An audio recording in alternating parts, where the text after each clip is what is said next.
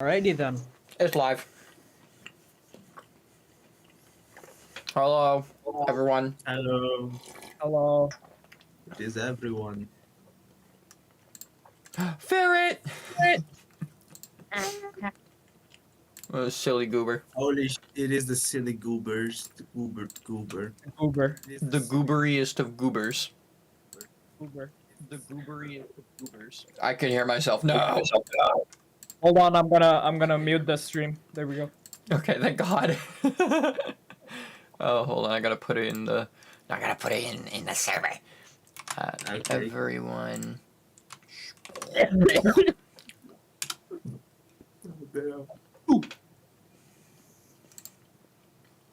Okay. Okay, Kat. Yeah, I know you're first. I win. He wins, you lose. I win, you lose. You snooze. Some you more lose. Nickelodeon time capsule contents are a skateboard, a baseball, Twinkies, Okay, a stick of okay, bubblegum, okay, though okay. no one seems to know which kind, and photos of things too big or alive to fit inside, including bicycles, planes, trains, cars, politicians, and celebrities. What? Wait. Okay then. Okay, yeah. Just as a continuation from yesterday. Oh, okay. Politicians. What? Yeah, we're putting politicians in the next Nickelodeon time capsule. Okay. I'm eating peanut butter sandwiches right now, and I don't have any milk. So I'm using water. Oh, okay. You know, I've had the worst. I know you have, you're Brazilian. Okay. What have you had that's worse? Just a bread with ketchup on it. Just ketchup bread. With a cup of warm water. Yeah, that It was is worse, actually. That's so much worse. Oh my god, why would you do that to yourself? I was hungry and I was. What can I feel like eating the I'm bread hungry. without the ketchup on it would have been better. It's like, I was hungry, so instead of just eating the bread, I also smeared my shit on it. What did? No, I fried the bread at least. It wasn't like just. That makes it Roll. worse! No, it doesn't. It was actually pretty good, except for the warm water. That shit wasn't. That shit was ass. I don't know what it is about water, but like water when it's cold is just the most refreshing, delicious thing ever. When it's warm, it's like, It tastes like piss. yeah, it tastes bad. Especially hot water. Not warm water, hot water. Like water that's been sitting in a water bottle in your car. That might just make you vomit. It tastes like melted plastic. It's the worst thing ever. Indeed. Yeah. I remember eating popcorn with bread and ketchup. Why? I don't know. I was bored. I think there's I something wrong with you. I basically put ketchup on the popcorn, and then I started eating the popcorn with bread. Okay. Well, I was hungry. Anything for Oh, my hungry. refreshment. Well, I'm not going to eat the second peanut butter sandwich at the moment. I'll probably eat it later. Will you though? Are you though? Yes. Okay. I gotta do a lot of reading, so I gotta clear my mouth, and then I'm ready to go. Drink You a should. big You ass should. cup of water. You should go grab a cup of water so you can. I have one right here. A big ass cup of water, Yes. like big ass. Okay. Alright. How big is that cup of water? Big enough, okay? Alright, it's big enough. Are you sure about that? Are you sure about that? We're gonna start reading the next SCP article. SCP-12, Okay. a bad composition. Everyone, Let's fucking go. everyone got their reading glasses on and their listening glasses on? I hope you do. I I can't. have my listening glasses on. Good, good. Object Class Euclid. Special Containment Procedures. SCP-12 is to be kept in a darkened room at all times. If the object is exposed to light or seen by personnel using a light frequency other than infrared, remove personnel from mental health screening and immediate physical. Object is to be encased in an iron shielded box, suspended from the ceiling with a minimum clearance of 2.5 meters, 8 feet from the floor, walls, and any openings. So, I'm like balancing on my chair, almost fell backwards. Let me stop doing that real quick. yeah, What? that would be great. I don't So, want to fall and stream and embarrass myself.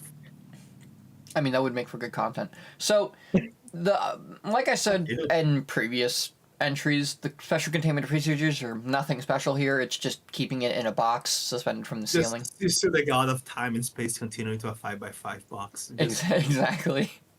The moist critical That's- dance meme. For real. All right. Continue. Description. SCP-12 was retrieved by archaeologist K.M. Sandolov. Sandoval. No, his name is Sandoval. Sandoval.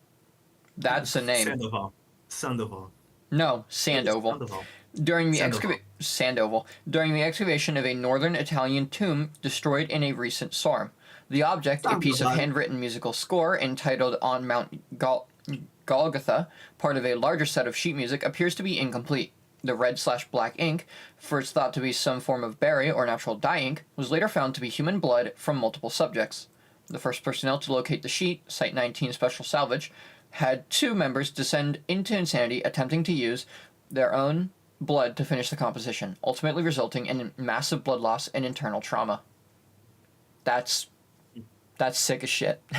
Yeah. Yes. So it comes from It's an Italian tomb. Oh, so the Italians were responsible for this one.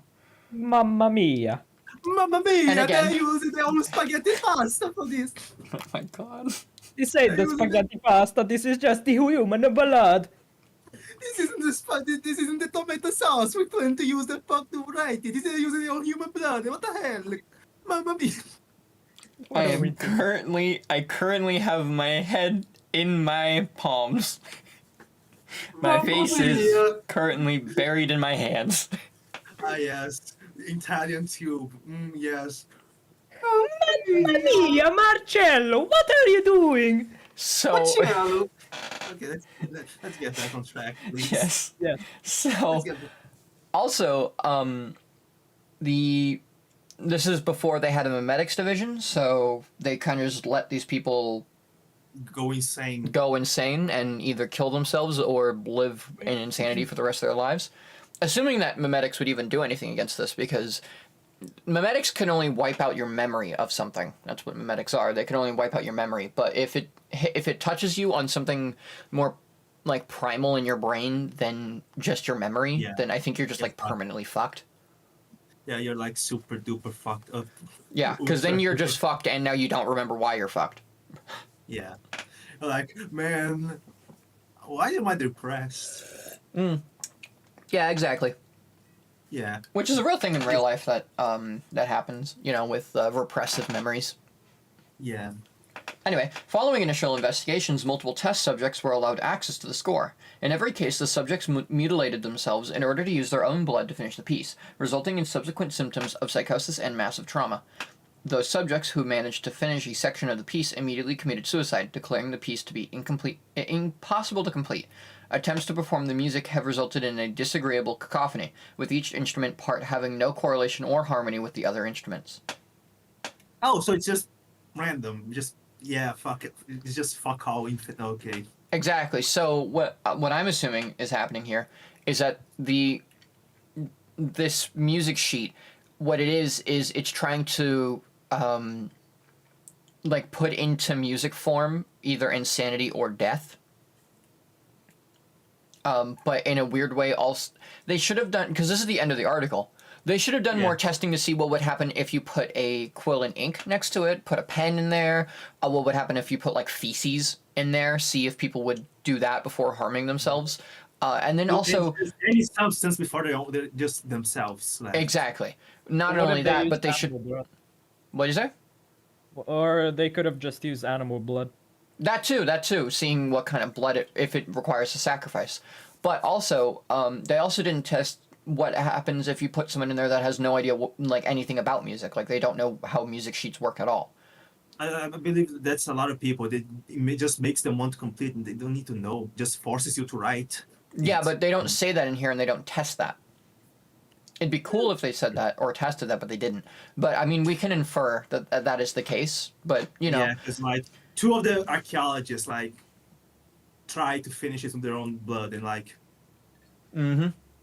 like the first person out from the Silent Team Special Salvage team got insane because of it. I don't think that those guys were like knew how to write music. They also killed themselves. Yeah. Maybe not. It doesn't say they killed themselves. It just say they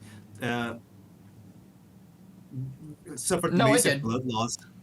Ultimately resulting in massive blood loss and internal trauma. Does it say that they died though? They could have survived that. Okay, buddy. Yeah, I Are guess you gonna so. survive if you lose a lot of blood? I guess technically anything's possible. I mean, we're in the SCP universe. What if they just put 100 Class Ds in there? It's like Battle Royale to see who can get to the music sheet first. I mean, they could just fully write the paper until it's unwritable. Wait. If two people get in there, are they gonna try to tear each other, the other one, to use their blood as like ink, or they're gonna do it just themselves? And That's also really interesting. Another thing that they should have tested, they didn't, because that article was very short. Yeah, it's like just missed opportunity, honestly. Yeah, I mean, I would say either a B or a C on this, not because the object itself is lame, because it is a very interesting object, it's just executed poorly. Yeah. What do you guys think, B or C? It needed more test, but yeah, a B. I'm B, fine with yeah. a B, but Alright, we've got actually a C would be better. a C? Really? Yeah. Yeah, I didn't walk away from that feeling anything other than eh, which I guess is what the C category is for. Yeah. The B is like, yeah, that was. It's okay. Yeah, It's okay, like but- that was pretty good. I would say B is like that was pretty good, C is like that was meh, A is like that was really good, and then S is this is the best of the best.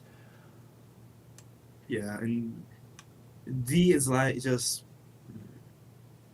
D is just like, what the fuck? Yeah, D is And F- what did I just that was pretty bad. And then F is that was so bad that I never want to see that again.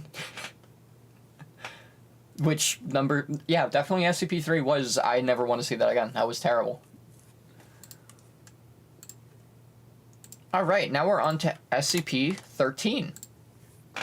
We got through that one pretty fast. Cigarettes! Yes. I love smoking! You gotta talk like you smoke 15 packs a day. Oh, you know what? Yeah, I can do that. SCP-13 No, Blue Lady wait. cigarettes. Item SCP-13 object class safe. Wait, no, let's not do that. Yeah, that's gonna destroy my voice. No, Special- let's just try my hearing too. Okay, that's fair. SCP-13 Blue Lady cigarettes. Object class safe. Special containment procedures. SCP-13 are to be kept in a secret storage vault in Site-66. Exposed subjects are to be monitored for differences between their symptoms. Exposed subjects are to be interviewed daily, and any changes in perception are to be logged. Okay. Now, going forward, I don't know any of these, so these are all going to be brand new to me. Except if I see something from, like, Containment Breach, because I've read all the ones from Containment Breach, but, like, I don't know what this one is, and I don't know what any of the ones coming forward are going to be. Description. SCP-13 is the collective designation of 242 cigarettes, which display similar anomalies. 500 cigarettes. The most common external detail between instances. This is just 500 cigarettes. just a fucking materializes. Yeah. The most common external detail between instances of the presence of the words Blue Lady handwritten on each cigarette in blue ink. That's why they're called Blue Lady cigarettes. Subjects who consume the contents of SCP-13 through inhalation will begin to perceive themselves as a specific unidentified woman. Subjects have described the woman to be aged between 25 and 35 years old, standing approximately 1.6 meters tall with an estimated weight of between 50 and 55 kilograms. Additional recurring details include cropped dark hair, blue eyes, and bright blue lipstick. Immediately after consuming an instance of SCP-13, subjects will gradually begin to perceive reflections of themselves as having the features of the woman, and will gradually perceive their bodies changing to reflect her appearance over the course of the following weeks. All changes are entirely mental. The subject's body does not change outwardly, only their perception of themselves. These alterations are permanent and cannot be reversed.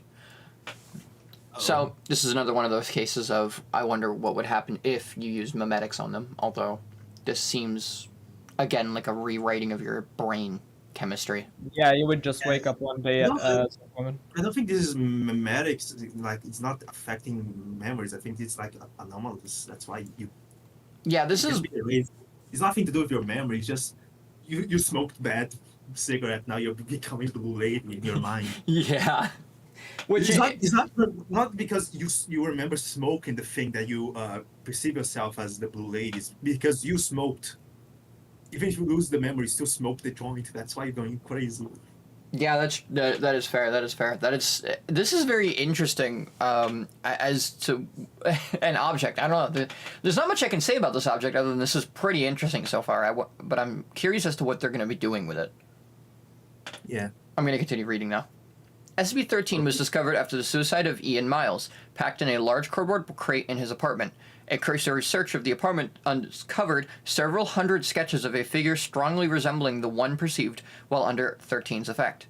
Miles' body had been found sitting at a desk, dead of a massive overdose and draped over a handwritten note, described below.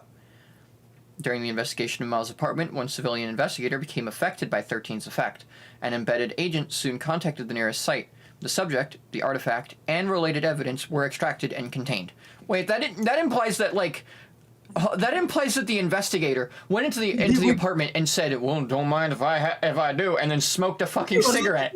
No, I was like, man, I ran out of my cigarettes. I can look like a cool ass noir detective without my cigarettes. Wait a minute. Wait, there's 243 on this table. Don't mind if I do. Don't mind if I do. What'd you say, Kat?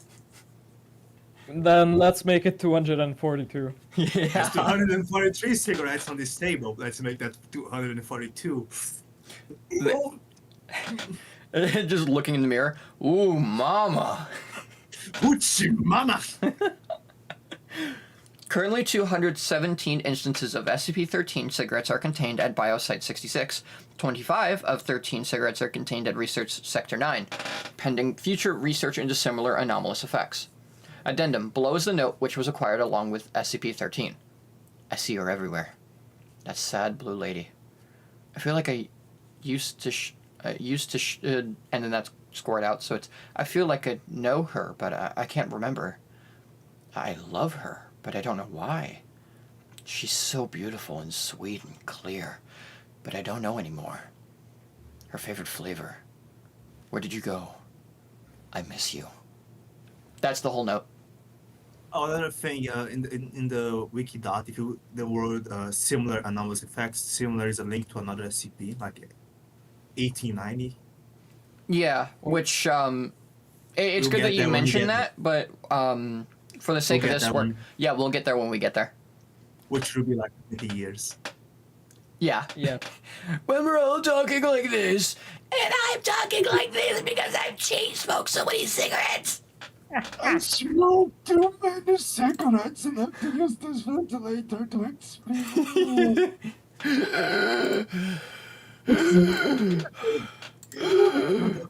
Okay. Rating. I have to rate the SCP. Yes, I know. I'm setting up. So, number 13. What are we rating this one? Number 13. Number 13. Can I get a number 13? Thank you for the Smiling Friends reference. I would put this in B. That was good. Yeah. That I'm fine with that. That wasn't just okay. I think that was good, and I think the concept for it was pretty interesting. And there's not really much you can do for testing on it, really. Yeah, just because the only thing it does makes you see the blue lady. Yeah, and it's not like you can, besides like saying what you see, there's really nothing else you can do with this Right, information. it reminds me of the cowbell. Yeah, but Oh, the yeah. cowbell is worse because the cowbell makes you just see an entity that is disturbing in nature and literally makes you lose your mind. Yeah, and won't let This you one just sleep. makes you see yourself as a hot lady. Although what's weird about the last part is the note where this guy is writing it in the context that he doesn't perceive himself as the lady, but instead he sees the lady as its own entity. Yeah, but maybe he never. Damn, actually, that is a really good point. So it said that the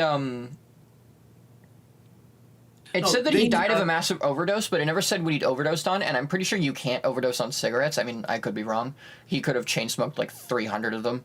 But there were 500 cigarettes. No, there were only 242 left. That was all yeah, yeah. he smoked them all in one sitting. So, like, to me, that implies that he overdosed from a different drug, although I wish they would be more specific as to what he overdosed on. And that maybe he's either the creator of the cigarette or he just had cigarettes, and when he died, somehow he, like, put his essence into the cigarettes.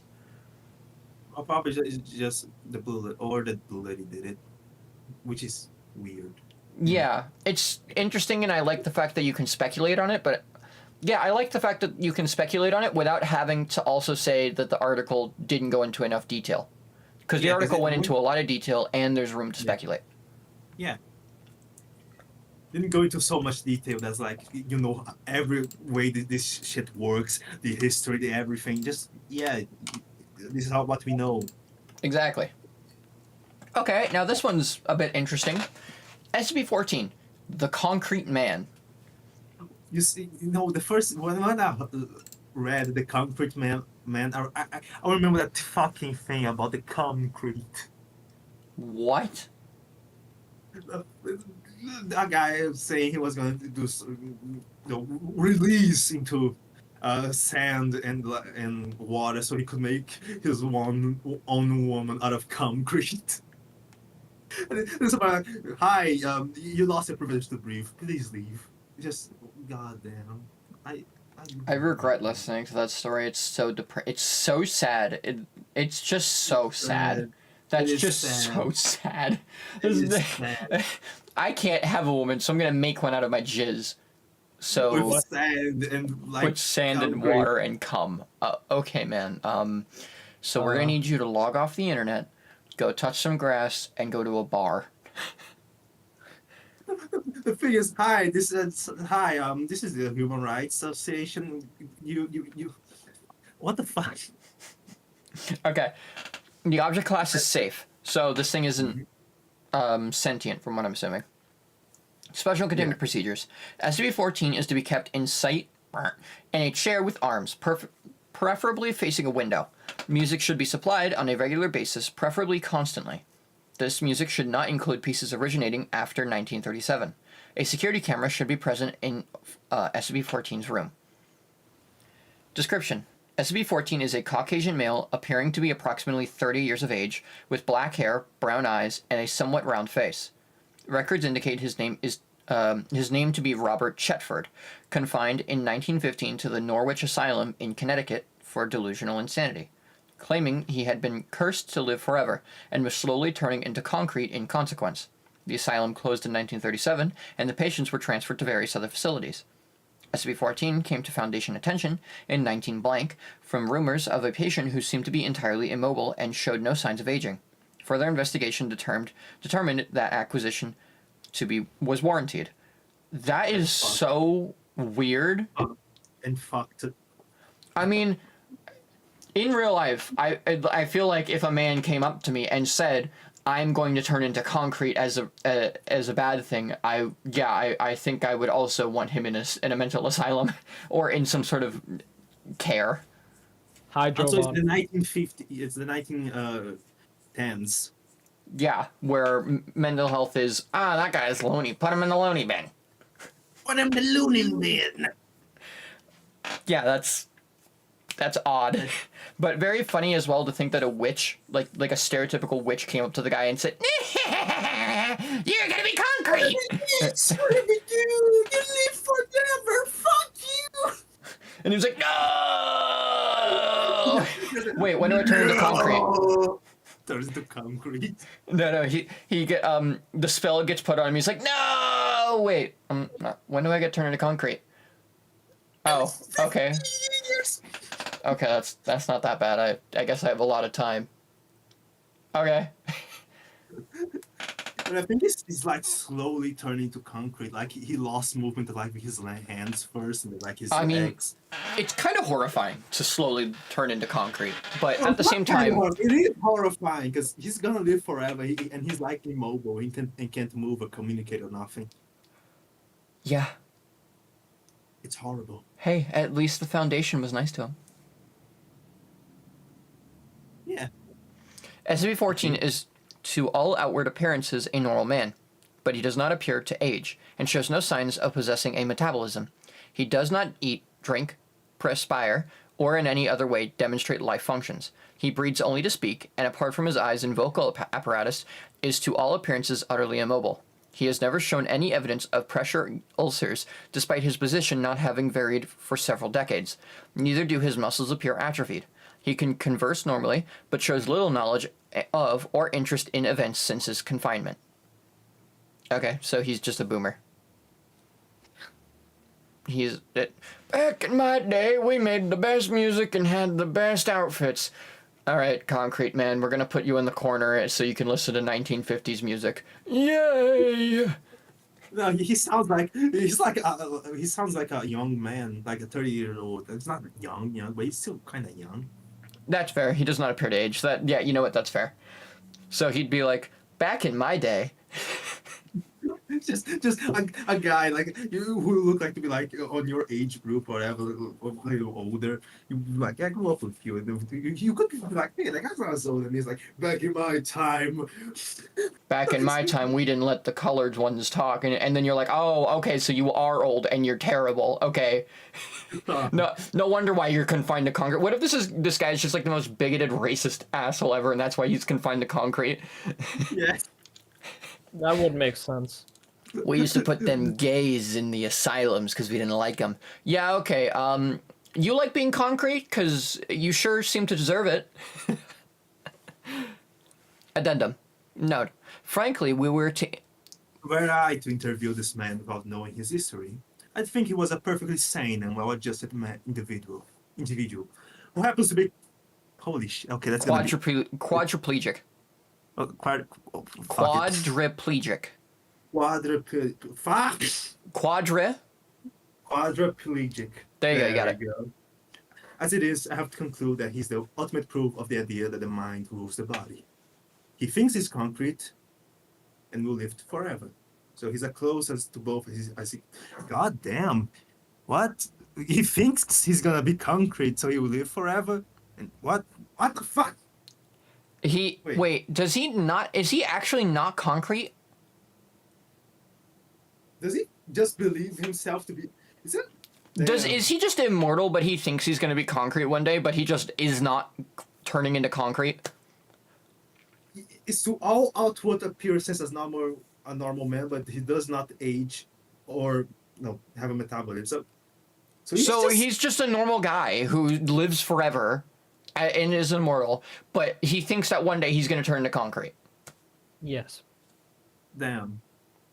No, he thinks he's concrete. He already believes himself to be concrete. Oh. I mean, I can't. They should have hit him with like a frying pan and seen like how thick his skin is.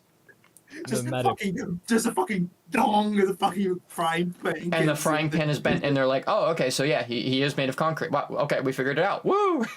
Oh, that's the cast iron pan. If he's a cast iron pan, he's gonna crumble like concrete. Bong! Damn, he crumpled. Okay, well, he was made of concrete. What do you know? I mean, he's dead now, but I mean, we figured it out. The mystery's been solved. Yeah. Yep. That's the end of the article, by the way. Another Yeah, SCP it's like- article that feels way too goddamn short. I just they didn't do any testing. They didn't test his skin or to see if he really was made of concrete. They didn't do anything to him. They just said, okay, well, I guess he just is made of concrete because he says so. And then they left him in a room with a record player. And like him, like a window for him to look out to. He's like, oh, look at those damn kids. I'd love to imagine that the window isn't real and it's just like a decal on the wall. Just as like a Looney Tunes ass fucking Yeah. window painted on the wall. It's like, today is a beautiful day. I don't know how the fuck I don't know where to rank this, honestly. This is just, you know what? This is a C. This is just okay. This is just yeah. okay. It is. It just, yeah. I'd be okay. Yeah, this is C. I feel like a lot of these are going to be put into C. I wonder if there will be room left. Yeah. This was 14. Yep. And this is a C. This is definitely a C. And yeah, we're gonna run out of room on this chart very fast. So what I'm probably gonna do is make 2 charts. Yeah. Yes. Like I'll have 2 of the exact same image. It's just that one of them's gonna have more SCPs on it than the other. Yeah. So yeah, I think that was. it's not gonna fit everything. Yeah. No way. We have Because, 8,000 to go through. We're gonna go through a couple pages. Actually, Yeah. 9,000. Phoenix. Okay. Yeah. Because I think- 9,000. You're right. You're right. And we are like on number 14, the 12, or 14? 14. We're on the 15 now. Yeah, number 15. Interesting. Pipe So, Nightmare. yeah. I know about this one. Oh, this I one, only know about this one because of the fact that I only know about this one because there's a Gmod map for this. Yes. And I got confused. I was like, why is there a Gmod map for this? And then I looked up the article and I was still left wondering why there was a Gmod map for this because this is I wouldn't say it's a boring SCP. It doesn't warrant having a Gmod map. Anyway, without further ado, SCP-15, Pipe Nightmare. Object Class Euclid. Special Containment Procedures. SCP-15 is impossible to move and is contained on site. A gap of at least 2 meters, 6 feet, needs to be maintained around the entire structure containing SCP-15 at all times, and no structures of any kind are to make contact with SCP-15's current containment structure. I also just want to say right now that it's very odd that this article said both 2 meters and 6 feet, since none of the other articles really do that. So that's something to point out. Anyway. Oh, the other one said about some meters. No, but that they don't have a clarification next to them that also says it in the Imperial system. They do. Actually, I think one of them we just read had that. Oh, well then I'm just stupid. Exploration is permissible, but only in teams of 3, with full safety lines and GPS tracking. Any protrusions from SCP-15 must be capped and sealed immediately, with the news site record recorded and logged. No aggressive action is to be made within SCP-15. Wow, I butchered that. No aggressive action is to be made within SCP-15. No hand or power tools are allowed anywhere inside of SCP-15. No repairs or maintenance are to be made anywhere on SCP-15. So that's interesting. Fuck alone, basically. Yeah, leave it alone and then cap off any new protrusions that it makes. So it's kind of like a cancer that they can't get rid of, but they're trying to mitigate it as best as possible. That's what I'm getting from this. Description. SCP-15 is a mass of pipes, vents, boilers, and other various plumbing apparatus completely filling a warehouse in blank. The pipes appear to grow when not under observation, attempting to connect to nearby structures via sewer systems and underground plumbing. SCP-15 contains, at current estimate, over 190 kilometers, 120 miles, of pipes ranging in diameter from 2.5 centimeters to over 1 meter.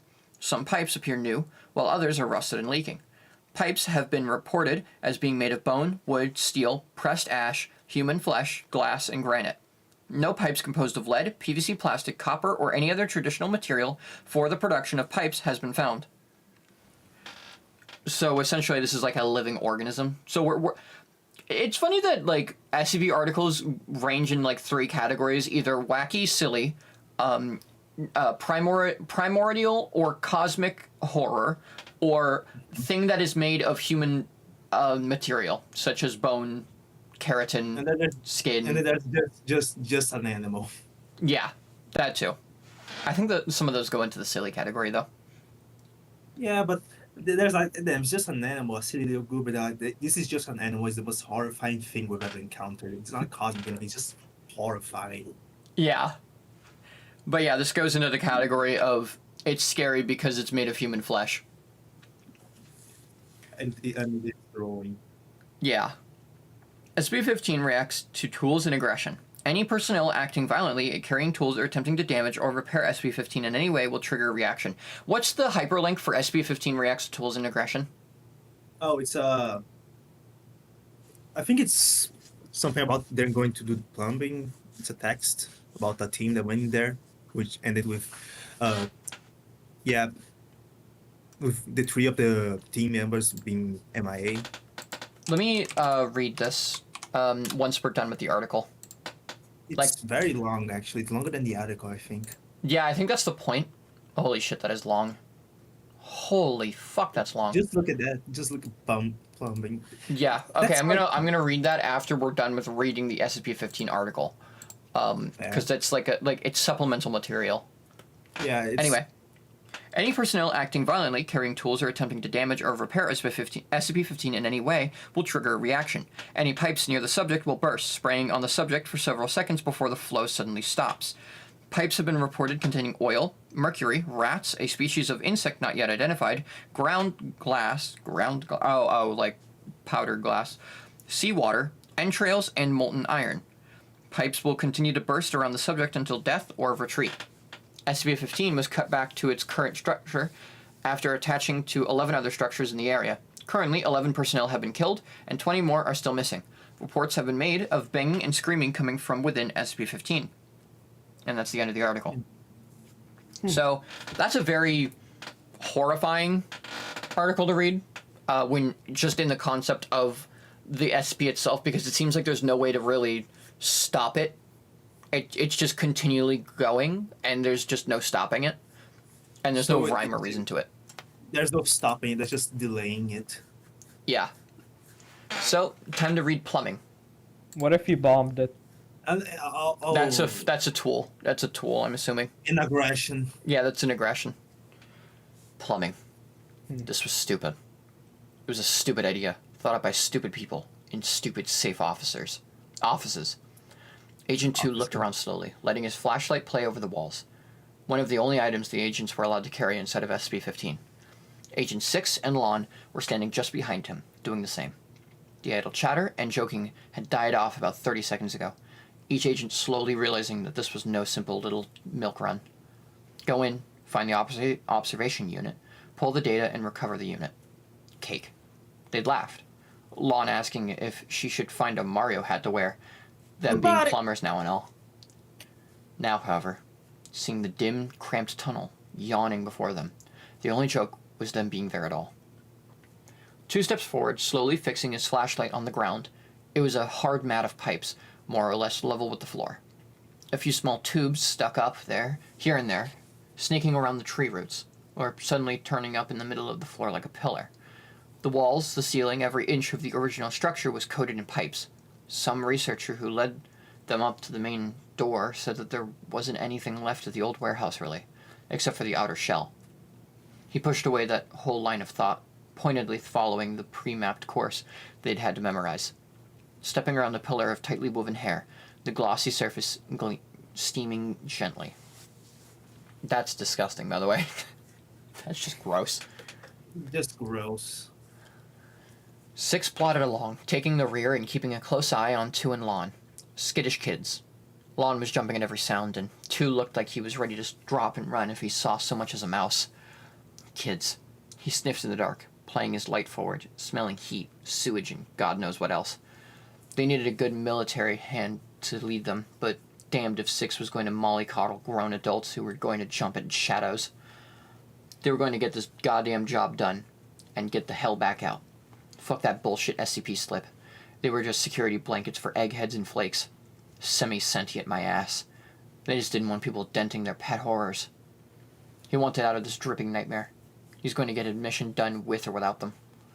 Lon tiptoed over a thick, thorny mass of pipe. the surface like braided thistles, trying not to whimper. She kept close to 2, keeping the light at her feet so she wouldn't step on anything nasty. She hadn't wanted to seem like the little weak girl, but she had a terrible fear of tight spaces, and this place was like walking around someone slowly closing arteries. Why would you do this mission if you're afraid of okay. I'm assuming they couldn't choose this is, I'm assuming, and one of the a mobile task force. Phoenix, they put somebody claustrophobic to do this. Yeah, I know. That's my, like, there are so many mobile task force units that you could just choose one that didn't have a claustrophobic unit in it. Yeah, they chose them. Why? Why? This doesn't work. Okay. Lon shook her head, hard, breaking off that whole train of thought. She was the tech. 6 and 2 were the safety. All she had to do was stick by them, pull the data cards out of the MIRV, and then leave. She tried hard not to look back at the sealed doors in the distance behind them. Only a couple turns to the MIRV, a little work, and then out. In and out, simple as pie. She ignored a softly throbbing pipe of leathery flesh near her arm with a focus that was almost physical. It's throbbing. Why? Why does it throb? Why does it throb? Why? And why is it Why? throbbing leathery flesh? Gross. That's disgusting. This is so long. They found the MIRV after what felt like an hour of walking. What were you saying? Yeah, Phoenix, I'm gonna tell you something. What? You're like not even a quarter done. I know. This is bad. It was hard to keep your bearings. The rampant growth of the pipes had cramped some areas down to crawlways, and snarled others into random claustrophobic mazes. 6 had nearly gotten stuck twice, and had looked like he was about to murder Lon when she made a comment relating to Winnie the Pooh. What? Oh, 'cause fat, I assume? Possibly. Possibly. I'll be right back, guys. Maniac, you keep reading the article. No, I don't want to read this. It makes me feel weird. Too bad. No! No, I have to go to... Okay, so I'm gonna go and take a shit. Fuck this shit. Cat. I okay.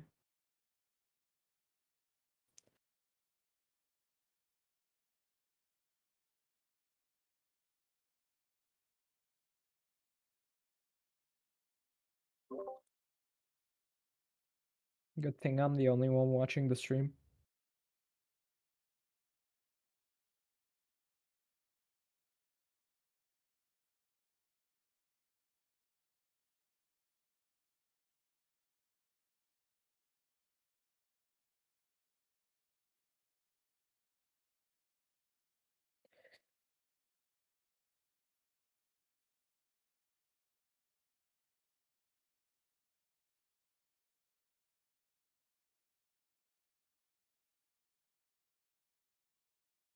Hey, what happened? Why is no one reading? Maniac went to toilet, and I don't even have the link or the website open, so we're just doing nothing. How useful. It's not like anyone else is watching the stream, it's only me. Yeah, but people watch back the streams. Sometimes. No, I get a lot of views on my VODs. Well, they're gonna know that. They're gonna know what Maniac said then. What do you say? He said he's gonna go take a shit. I mean, okay, yeah, fair. Okay. Alright.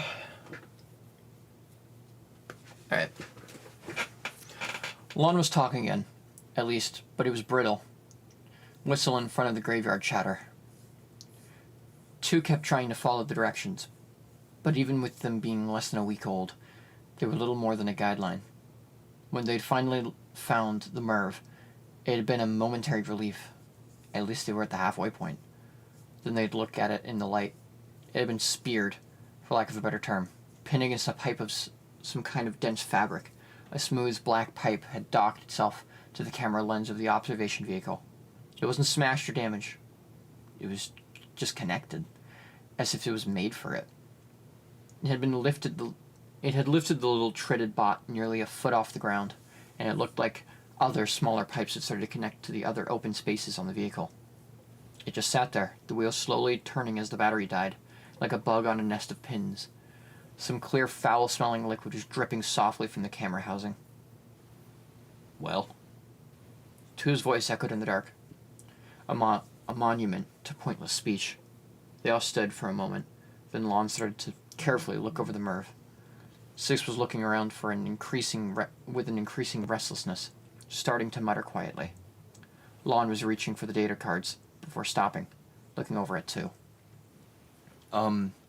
Tu? Since it's grown into the MIRV, do you think it counts? What do you mean counts? Tu kept the light on her and the machine. A hiss of steam behind him making him flinch. I mean, is damaging 15. If I take out the data cards, do you think it will react? Tu looked around slowly, shining his light. Hold on. Yeah.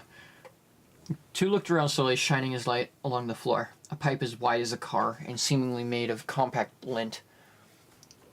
This suddenly seems like a bad... Oh, shut the fuck up. Both agents turned to stare at Six. He'd stepped up to the MIRV, flexing his hand and reaching into his coat with one hand. The other pushed Lon away none too softly.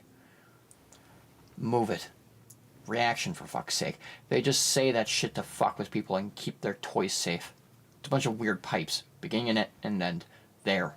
Maybe it grows or whatever, but the damn thing sure as shit isn't gonna take offense to people. I'm grabbing this goddamn thing and we're getting out of here.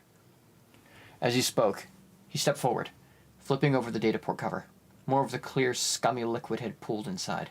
The other two agents froze, staring in shock a moment, and the building seemed to do so as well.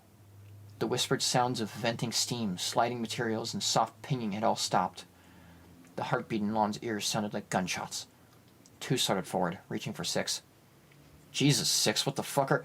Six ignored him, slipping out the thin data cards. It felt like old, nasty water over them. Bad, but they were built to resist it. He slipped them out, then put the bundle in his pocket. He prodded around the edge of the camera lens, shifting the MIRV a bit, trying to see if it would work free as Tu and Lon backed away. Slowly, the silence around them seeming to crush inward. Six gave up, turning away from the helplessly trapped MIRV and shining his light on the two white-faced agents. Fuck, kids. I don't know how you guys survive. The pipe under him opened with the soft sound of tearing felt. Tu and Lon didn't even have time to react before he slid into the widening gap up to his armpits and started screaming horribly. Six's flashlight went tumbling away as the two agents, galvanized by the big man's wretched screaming, ran to help him. A blast of heat and light was pouring up from under the man as the two agents grabbed his arms and looked down. He was submerged in a mass of thickly flowing molten glass. His clothes had already started to smolder and burn, the stench of seared flesh almost more overpowering than the reverberating screams. They pulled and dragged up half a man, with a ruined, seared mass of flesh and cloth where his lower body should have been. They panted, trying to drag him, Lon starting to scream along with Six. Tu's eyes were wide and fixed on some far point away from there. There was a horrible swell of sound rising all around them, pinging, hissing, clicking, cracking, a pipe to their side bulging alarmingly and causing them to nearly fall. They regained their footing just as a wooden pipe above them burst open in a spray of splinters and clear, stinging dust. Tu and Lon sprung away, gagging and choking. Tu spitting out a sudden mass of blood. Glass. It was powdered glass. It poured over Six, muffling his screams, shifting as he struggled a few moments, then stopped, the glass quickly covering the body and spreading. Lon blinked, eyes red and puffy, looking over at Tu. He nodded, and they bolted down the hall, trying to ignore the rising cacophony of sound, sounding like an approaching subway train. A mass of oily, reeking chemicals boiled up behind them, a jetting surge of rose thorns nearly cutting off their forward progression, forcing them to crawl along a bone pipe that was shuddering like an old man in the cold. They ran, keeping just ahead of whatever it was, hearing splintering explosions and shivering cracks all around them. They finally came to a snarled crawlway, barely a few feet wide. That was the only way forward. Tu dived in, doing a low crawl, trying to will himself forward like a snake, knowing the passage was only about 15 feet long. Easy, wouldn't take any time. Lon hesitated, that tiny black gap looking like a mouth, before a sudden burst of steam behind her sent her shrieking forward, sobbing as she started to crawl, calling after two. Two ignored the growing vibration all around him, the creaking ping near his head, and slid free of the opening. He turned, and saw nothing. No Lon, no sudden bursting, just the empty hole. He looked around, hands twitching, thinking, then slid back inside, trying to find Lon and physically drag her out. He could hear her, muffled, probably behind the next turn, and his flashlight revealed a solid wall of three thick, flaking white pipes. This was it. He was sure of it. The tunnel was right there. And then he heard the pitiful scream behind him. Lon begging, pleading, screaming for him. Two stared, eyes wide, then slammed his flashlight against the pipe. It burst, sending a reeking, corrosive slime over his hand, making him reel back down the crawlway, screaming as it ate into his flesh. He stood outside the opening, holding his steaming hand away from him, trying not to look at the exposed bone. Oh, Jesus, Lon. Lon, I'm sorry. I'll get help. I'll get someone. Just sit tight. I swear. He bolted down the hall, his flashing seeming to dim in time to the rising sound. Lon panted, screaming for two, hearing the hard bang on the other side of the pipe, and his sudden shrieking retreat.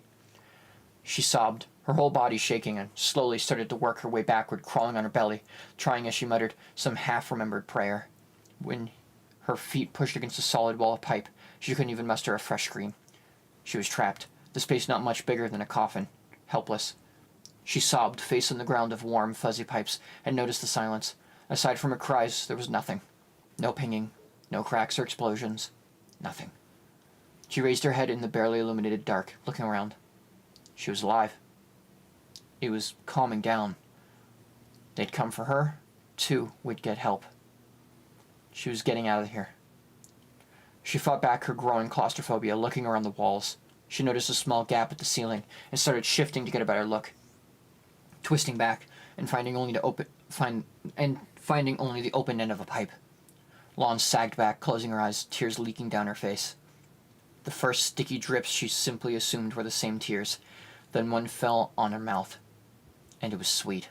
She opened her eyes and saw a thick, quivering mass of amber goo splatter from the mouth of the pipe, coating her in the floor as it surged out. She coughed, shifting back. It was honey. Honey, or something like it. At least it wasn't molten lead or acid. Then she saw the level rising. It wasn't draining. The pipes were packed too close. She looked around her tiny chamber with horror, rising much faster than the honey oozing up her sides. Lon beat on the walls, the floor, the ceiling, trying to block the pipe with her hands, heedless of provoking the thing more, as the honey rose and rose, his cloying sweat as a school-aged lover. Her last gasping breath was sweet and stale with honey and screams. Two ran, totally lost now, his flashlight dimming by the moment, the sound of cracking and bursting pipes starting to trail off. Maybe it was done, finally. 15 was protective, but it didn't seem vengeful. People had gotten hurt before and gotten out fine. It happened. They'd find a way to get Lon out, too. She might even be out already. Just found another way to get around the blockage. That was probably it. She was out of this stupid place. 6 was a shame. But why had that lunatic opened the case? What the hell had possessed him? He was still musing on this when he tripped over an unseen pipe in the dark around his feet. He pitched forward, yelping a half-surprised, half-terrified bark as he went sprawling. Or he should have went sprawling. Instead, he fell past the floor, into a yawning, open pit of a pipe, the slick, oozing sides plunging down at a sharp angle. He screamed, trying to grab something or stop him to slow himself, but the walls were oozing and thick, his downward slide gaining speed. His dimming flashlight showing a seemingly endless tunnel stretching off below him. He slid and slid, a scum of stinking, smooth ooze sticking to his clothes and skin.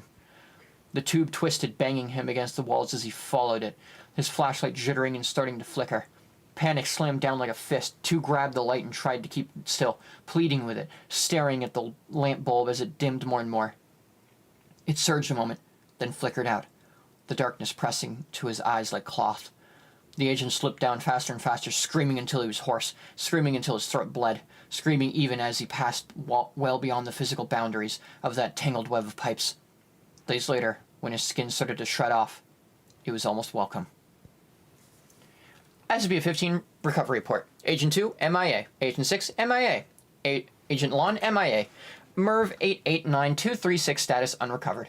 Data deemed non-vital in light of lost staff. SB-15 classification now level review suggested. So that was horrifying and awful. It was cool. Yeah.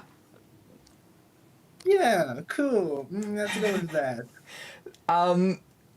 It's a living mass of pipes. I don't know what else to say. That was fucking awesome. Also, Yeah. Kat, I can hear white noise coming through your mic. White noise. Yeah, What do you mean? White noise means like I can hear like a fan in the background, essentially. Oh, that's Or just my static. Or static. Yeah, or static. Just keep yourself mute until you talk, and when you talk, just unmute yourself. Yeah. Anyway, that was fucking awesome. Yeah. The article itself was pretty bare bones, I'd say, but that, just that article right there sort of made it worth it. I would agree. That was awesome. What would you guys rate that? Because I don't even know what to rate that. The basic article, maybe a C. With the text, though, yeah, that's going. Yeah, like an A. By the way, Kat, Yeah. you can speak. I'm not saying you can't speak. I'm just saying mute yourself when you're not speaking. Yeah. Uh-oh. He gone. Or he gone. Okay. Anyway, yeah, like... that brother gone.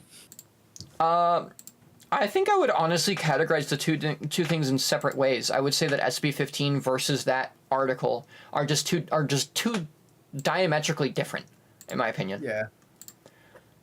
So here's how I think we should do this. So here's 017. 017 itself, I would put as like a C. It was just okay. Mm-hmm. But the written document, which we'll call it plumbing, Yeah. because that's what it's called. because it's called Yeah. plumbing. I hate plumbing. Plumbling. We'll put that in A. Yeah. That was fucking awesome to read. It was a bit disjointed at times, and it didn't. It's hard to keep up the pace of feeling panicky and at the same time explain your surroundings. So it's almost better to explain your surroundings with the supplemental document. That way, when talking about plumbing, you can then have a better idea of what they were running through and what they were going through at the time. Yeah. Although that one part where like the ceiling just like opened up to a bunch of honey coming through was disgusting and horrifying. Which was the point of the thing. So yeah. The whole thing was just so good. The plumbing article, amazing. But The yeah, SCP article itself, it was okay. Nothing to write home about. The writer was sort of poured their heart and soul into writing the story instead of the article. Yeah, I think that's that's the feeling I got from it, is that they put their time and soul into the supplemental reading, and then when they had to write the document, they were like, well, I put all this time and effort into writing the supplemental material. I'm not going as hard on this. Yeah. I'm gonna get an Advil, so I'll be right back. So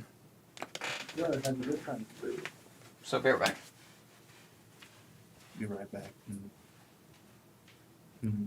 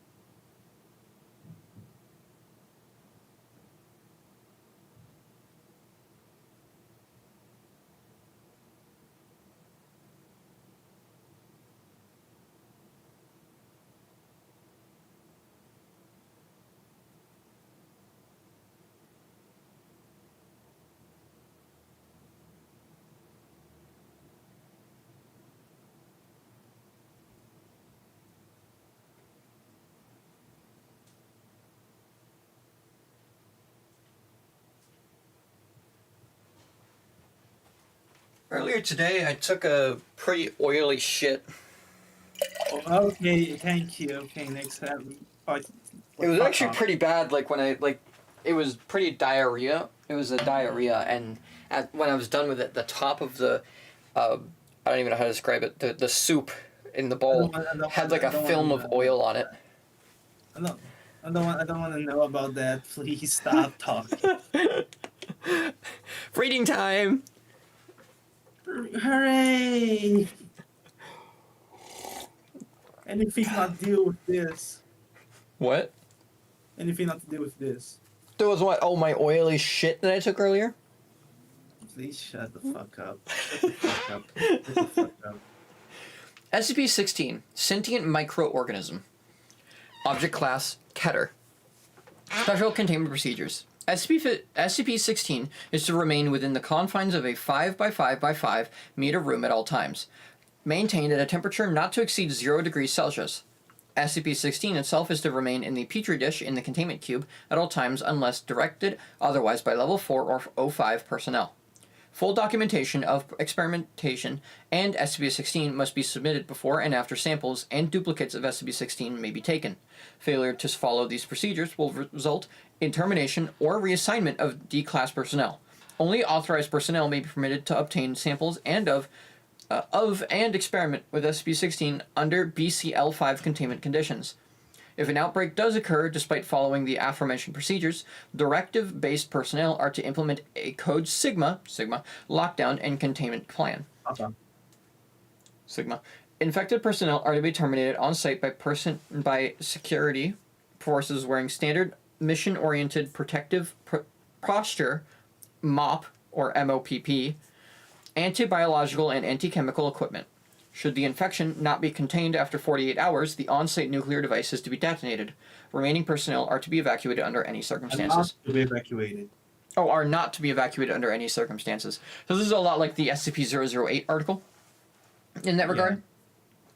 Although, I find it very funny that every single article that talks about some sort of thing that is like a biological disease or something like that, they all talk about a completely different set of like equipment. Yeah. Like this one uses MOP. I think the other one used like I don't even know how to describe. The BNC suits.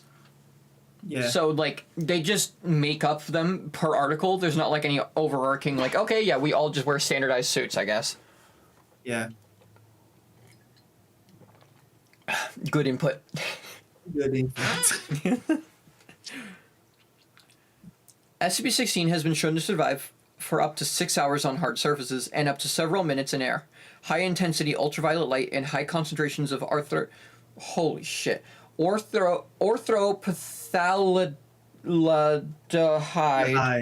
Bephthaldehyde. Bephthaldehyde. I think it's bephthaldehyde. Yeah, orthophthaledehyde solution have been demonstrated to be effective in disinfecting non-organic surfaces. Why are you doing that? I don't know. Description. SCP-16 is a blood-borne pathogen recovered...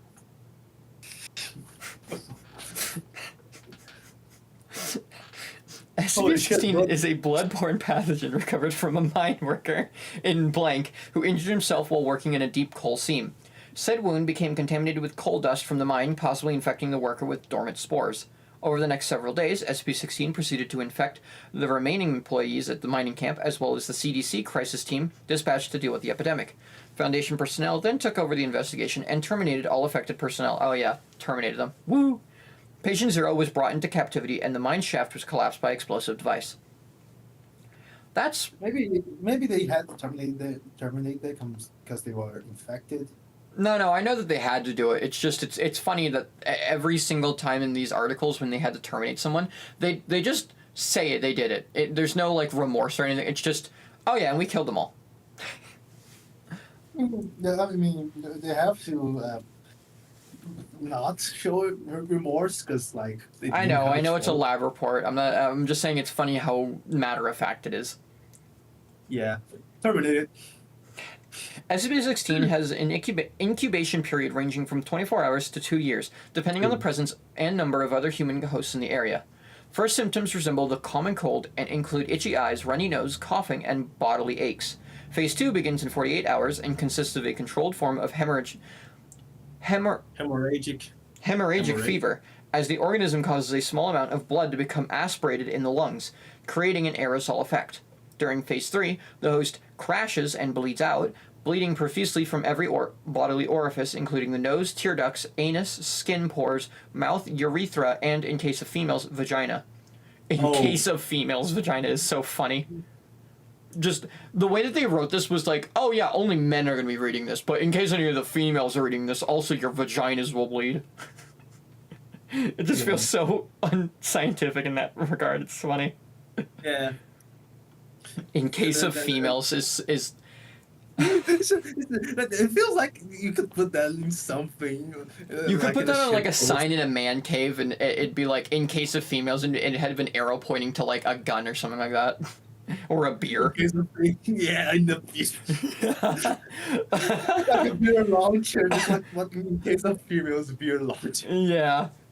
Blood pressure skyrockets during the final stage. Hosts have been observed projectile vomiting blood to distances of over 5 meters. Holy shit, that is a long distance.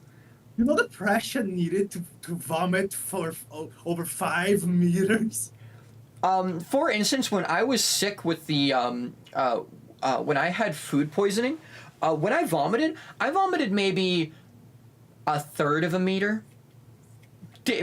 So the idea that you shoot out 5 meters of blood through your mouth, ridiculous. Yeah. Should the host survive this near total exsanguination, the pathogen will become dormant once more, returning to incubation phase. Oh, so if you survive all this painful and awful shit, then you just live. Yeah, if you just expel all of your blood through your mouth, you just the thing just go okay, done my job. Yeah, this one's clearly too strong for me, so I'm just gonna chill out in their immune system somewhere. Yeah. What distinguishes SCP-16 from other strains of hemorrhagic fever, such as Ebola and Marburg, is its unusual response to high stress. Should the subject undergo a high-stress situation, such as a life-threatening crisis, the organism will change its survival tactic from rapid reproduction to the rewriting of the host's DNA and stimulation of rapid cell division. Major physiological changes occur within the first 24 hours, with complete bodily reconstruction occurring within 2 weeks at time. Most hosts do not survive the process due to the heavy demands made on the body. An interesting side effect of the transformation is an increased aggressive urge. It is believed that this may be an attempt to maximize the spread of the virus in a manner similar to rabies. On another note, subjects who undergo bodily transformation no longer appear to exhibit SCP-16's hemorrhagic properties. However, subjects infected by transformed hosts will still undergo the normal 16 infection process. What does it make you look like, though? What does it do to you? Just changes you. Fucking smoker from Left 4 Dead or the Hunter. Yeah. Or you fucking become the jockey. No, you just become head crab zombie. True. Addendum Experiment Log SCP-16's transformative properties. Subject D-16-1, D-class personnel infected by SCP-16. Upon first showing symptoms, subject's quarters were slowly flooded with water over a 24-hour period. SCP-16 mutated into teratomorphic state, transforming subject's lungs into gills. Oh. What? Subject survived for 2 more weeks as SCP-16 transformed its limbs into fins, caused its eyes to atrophy, and enhanced its sense of hearing into a cetacean-type echolocation ability. Subject was terminated by draining all water from its quarters, causing it to asphyxiate. Body was subsequently cremated without autopsy. That's really interesting. So it adapts. So they makes the host adapt really quickly. Yeah, So you could directly become the smoker from Left 4 Dead. You could very much become like anything. That's really interesting. But it depends on the situation. Yeah. So essentially, by forcing the virus to become more like, okay, if you don't change me, then I'm going to kill myself. Then it starts to change you. It's really interesting. Yeah. Almost like it has a mind of its own. Yeah. Subject D-16-2. D-class personnel infected by SCP-16. Upon first showing symptoms, subject's quarters were slowly flooded with water over a 24-hour period. Subject SCP-16 mutated into teratomorphic state, causing subject to undergo rapid muscular growth and increased bone growth on knuckles. Subject then attempted to escape from confinement by punching through the reinforced steel door. Subject was not successful and died by drowning. Oh, he was becoming the tank, but couldn't. Yeah, so instead of it, like... Okay, so... Instead of it turned them to a fish, it turned them into a muscular guy to... Yeah, try to which did escape. not work. Yeah. Same situation, two different responses. Interesting. Dr. Long name. Dr. Blank. Hey, look, it's Dr. Blank again. Oh, we love Dr. Blank. He's my favorite! He's my favorite doctor. Favorite recurring character in the whole series. Anyway, that's how I lost my medical license. Is he even a licensed doctor? Oh, no, his name is just Doctor. Dr. Blank. That's just his name. Yeah. He's not a doctor. He's not a doctor. He's just First a name guy Doctor, who- last name Blank. Yeah. Subject D-16-3. D-Class personnel infected by SB-16. Subject was previously a chemical engineer who poisoned his wife upon discovering her adultery. Okay, wow. Lore. Upon first showing symptom... What'd you say? Lore. Yeah, lore. Upon first showing symptoms, subject quarters were slowly flooded with water over a 24-hour period. SB-16 mutated into teratomorphic state, causing subject to grow an unusual organ on his chest, consisting of a chamber and two separate tubes. Organ continued to take in water and swell in size, until Foundation personnel, realizing what SB-16 may be attempting, terminated the subject by gunshot. Organ was found to contain several gas sacs filled with acetylene gas and oxygen. Oh, it was trying to be a bomb. You know why they call me the bomb, don't you? So essentially what it was doing was it was making two separate chambers, one with gas and one with air, and then it probably would have, once it gained a sufficient amount of air and gas, would have then collapsed the wall between the two, causing an immediate explosion. Yeah, probably. Subject D-16-4. D-Class personnel oh, by the way, also that last one, it implies that the pathogen is able to access someone's memories. Yeah. Because it used the fact that it was a chemical engineer to then create a bomb. Chemicals. Yeah, by being chemicals. So you use the knowledge. So it's based on the individual that's infected. That's how the mutation changes. So what I'm assuming is that it's what happens is it's more like the subject itself thinks of a solution to get out, and then the SCP then creates it. Such as that one guy that thought, well, I'm submerged in water, so what if I become a fish? And then he became a fish. What if I was able to break through that door? So then he started growing knuckles to break through the door. We didn't have enough time to have enough muscle mass to break the door. What if I blew up? Yeah. That's just like, man, my main goal is to blow up, and then I don't know. Yeah, yeah. Also, they keep putting them in water. They want to drown them. Just. I guess it's a safe. Anyway, SCP, or Subject D-16-4. D-Class personnel infected with SCP-16. Subject was told to concentrate on forming wings. No stress was applied. SCP-16 did not mutate into tetraformic state. Subject died of exsanguination during phase 3. That just makes sense. You didn't put him in a stressful situation. Yeah. But I guess this is before they've realized that's how it worked. Subject 16-5. D-Class personnel infected with SCP-16. Subject was told to concentrate on forming wings and placed in an acrylic box suspended 305 meters above a mine shaft. A timer was placed outside the box, which subject was told indicated the time to release. Subject SCP-16 mutated into teratomorphic state, causing subject to grow a tentacle-like organ on his left wrist similar to a spider's spinnerets. Subject extended said organ through one of the box's air holes and extruded a strong silk-like substance, which it then used to secure the box to the cable.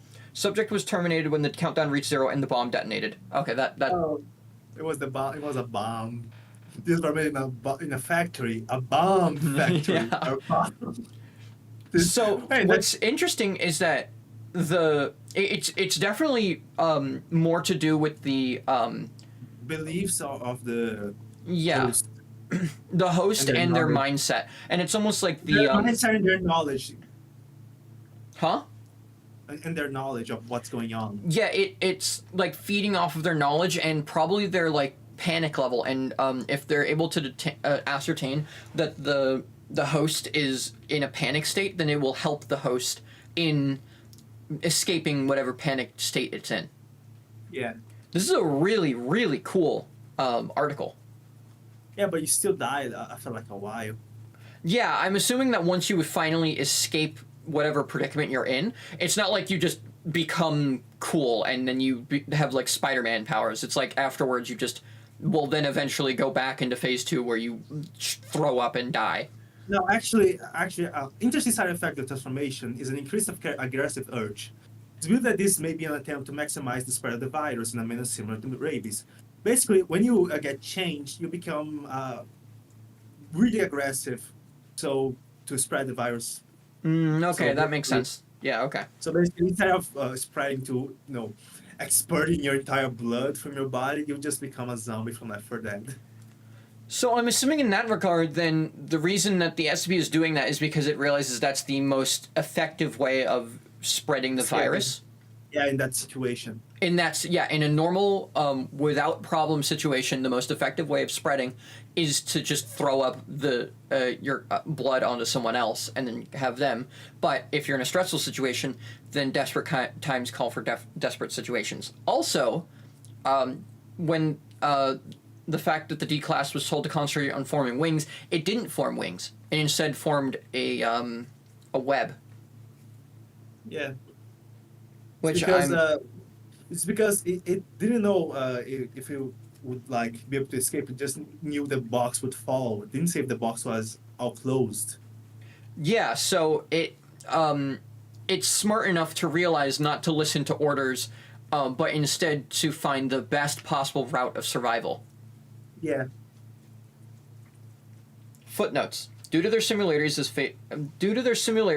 as fatal contagions that stimulate the production of excess organs, a possible link to SCP 1801 is under investigation. Which I believe that's the second time we've been linked to 1801, isn't it? No. The other one was a box. Was a bunch of photos. Oh, okay, yeah. But that's the end of that SCP. Yeah. That was really good. Yeah.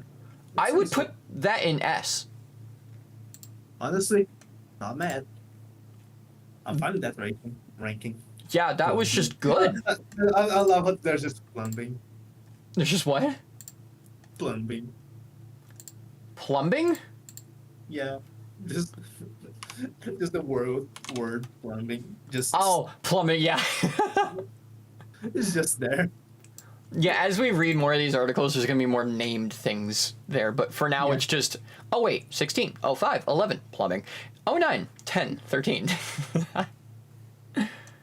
These are... Oh, Phoenix, I think we found our first killer SCP. No, the other one was Keter. We've had another one that was Keter. Oh, we did that. I think the last one was Keter, wasn't it? Check it. Yep, the last one, SCP-16 was Keter. Oh, okay.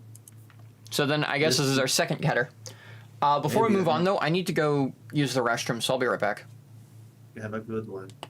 I will have a very nice dump. Didn't need to know that. Okay.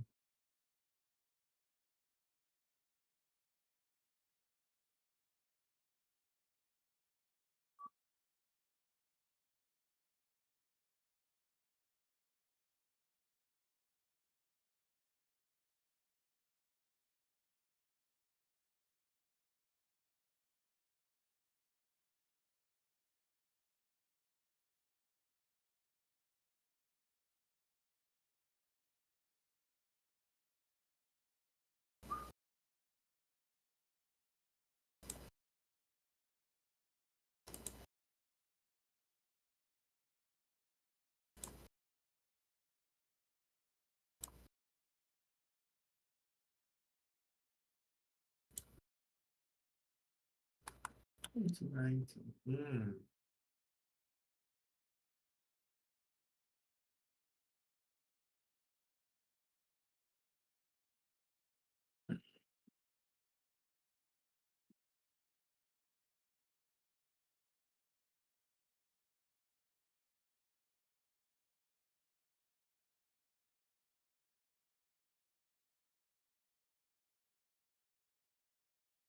Hmm.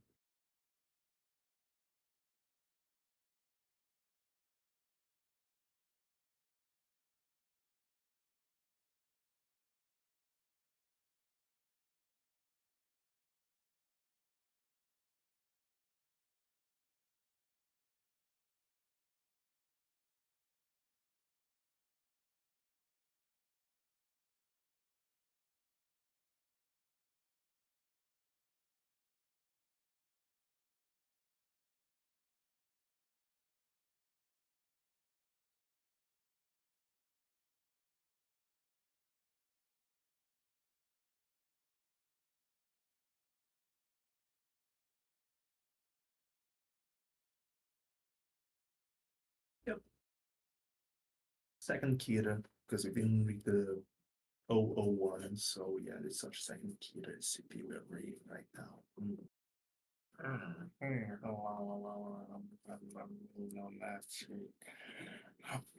Oh, gosh.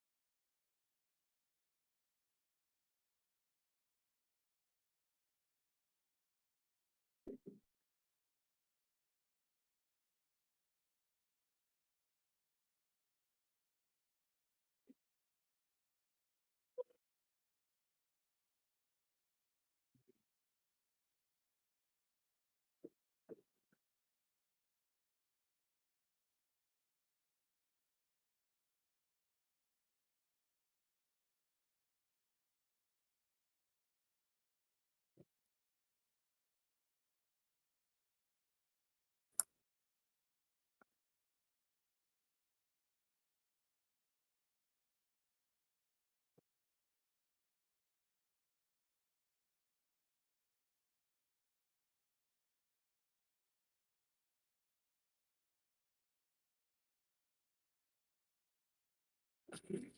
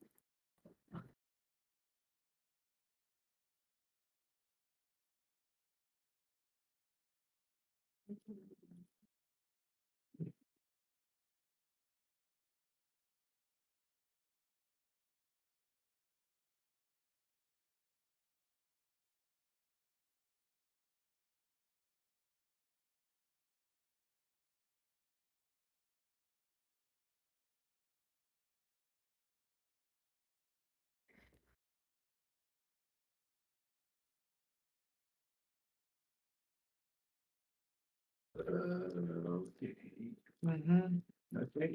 Yeah.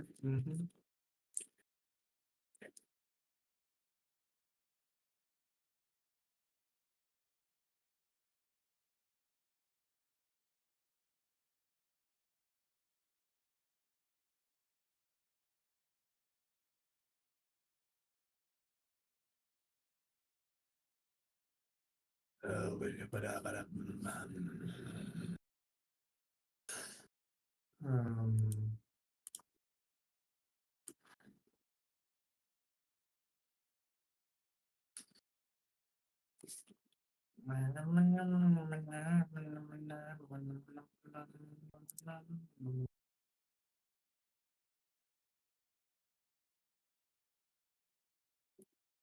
just grabs, please. Hello. Oh my god, yeah, God, fuck you. Why? What did I do? What? Jump scared me. Like straight up jump scared me. How? I just said hi. Yeah, I wasn't expecting you to be back already, damn. What? I just went to use the restroom. Yeah. Yeah, I didn't actually take a know. dump. I know. What if I did though? No. What did you just say no? No, I said no. Okay. All right. Said, oh, SCP-17 Shadow Person. Object class Keter. Special Yeah, containment. It is Huh? our second category. It is our second category. Yeah, this is our second getter. Also, I believe this might be the one with the 2 lamps that's in containment breach, possibly. Don't know. SCP containment Maybe. procedure, or special containment procedures. SCP-17 is contained in an acrylic glass cage, 100 centimeters by 50 centimeters by 50 centimeters, centrally suspended in a concrete room measuring 6 meters by 6 meters by 4 meters. Wait, what? So big room. Okay, got it. It's a big room. Yeah. It's not that big, actually. 6 meters by 6 meters by 4 meters is really not that big.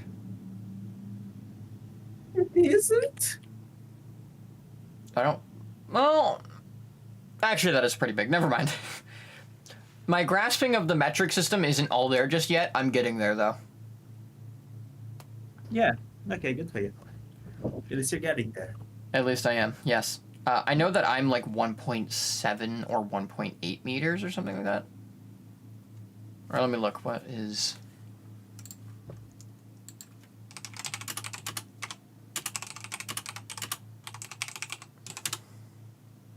I'm 1.8288. So yeah, think like 3 of me in height is 6 meters. So that's cool. Attached to the walls, ceiling, and floor of the room are high-intensity arc lamp spotlights pointed directly at the acrylic cage to ensure that SCP-17 is constantly exposed to light from every angle. Personnel assigned to the SCP-17 control room are to monitor the functionality of the spotlights and the emergency generator system and call for maintenance immediately upon knowledge of a burnt-out lamp or an issue with the generator. So they always need to keep lights on this thing. Yeah. The only circumstance under which personnel are allowed entrance is to replace lamps. Personnel entering the room are required to wear the designated full-body reflective suits and must be cautioned not to step in front of functional spotlights. Okay. Description. SCP-17 is a humanoid figure approximately 80 centimeters in height, anatomically similar to a small child but with no discernible identifying features. SCP-17 seems composed of a shadowy, smoke-like shroud. No attempt to find any object beneath the shroud has been successful, but the possibility has not been ruled out. SCP-17's reaction to shadows cast upon it is immediate and swift. SCP-17 leaps at the object, casting the shadow, and completely encloses it in its shroud, whereupon it returns to its normal size, leaving no trace of the object behind. Huh. What the fuck? What the fuck? Is this allowed? What the shit? No. If you say those, if you finish those words, you would lose your speaking license. Sorry.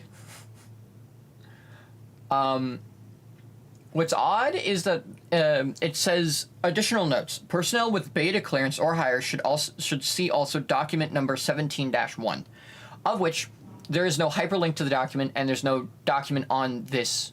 So I'm gonna look that up.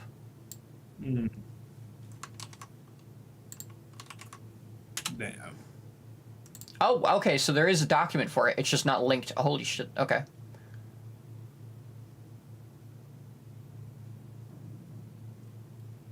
This is a little bit long, but you have to search it up instead of it having a hyperlink in the article, so that's interesting. Do you want to read this? Maniac? No, not really. Okay. It's really important, yeah, but is it It's part of the article. Then I think we have to. You will have to read it. I think we're gonna have to kill this guy. You are gonna have to read the article, Phoenix. Damn. Damn. Okay. I guess I'm gonna read this now.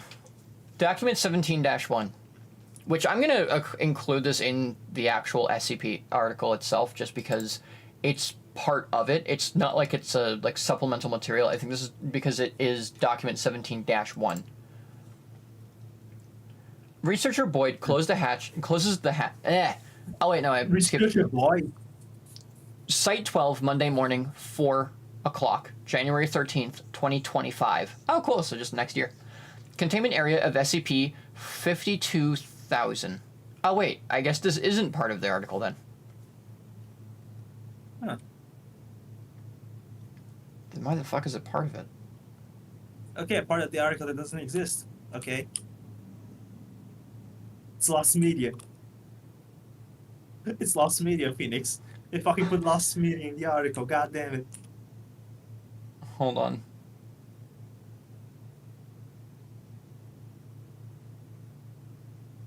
Probably the author of this thing didn't know. Do the Yeah, thing. this has nothing to fucking do with.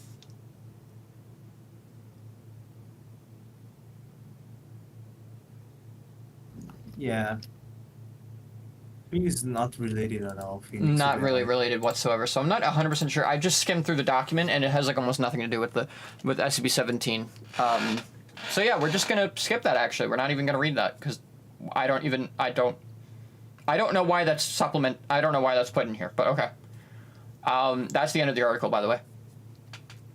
So that was Just add me that. that was an okay art. I would actually say that's pretty mid. That was terrible. Actually, no, that was bad. That was lame. It didn't even have the thing it cited. Yeah, that was just, there was no experimentation, no real talking about the thing inside of it. There's nothing about that. There was just nothing. Just here's a shadow child. Yeah, that was lame. That wasn't even like okay. That was bad. I would put that in D, honestly. Honestly, yeah.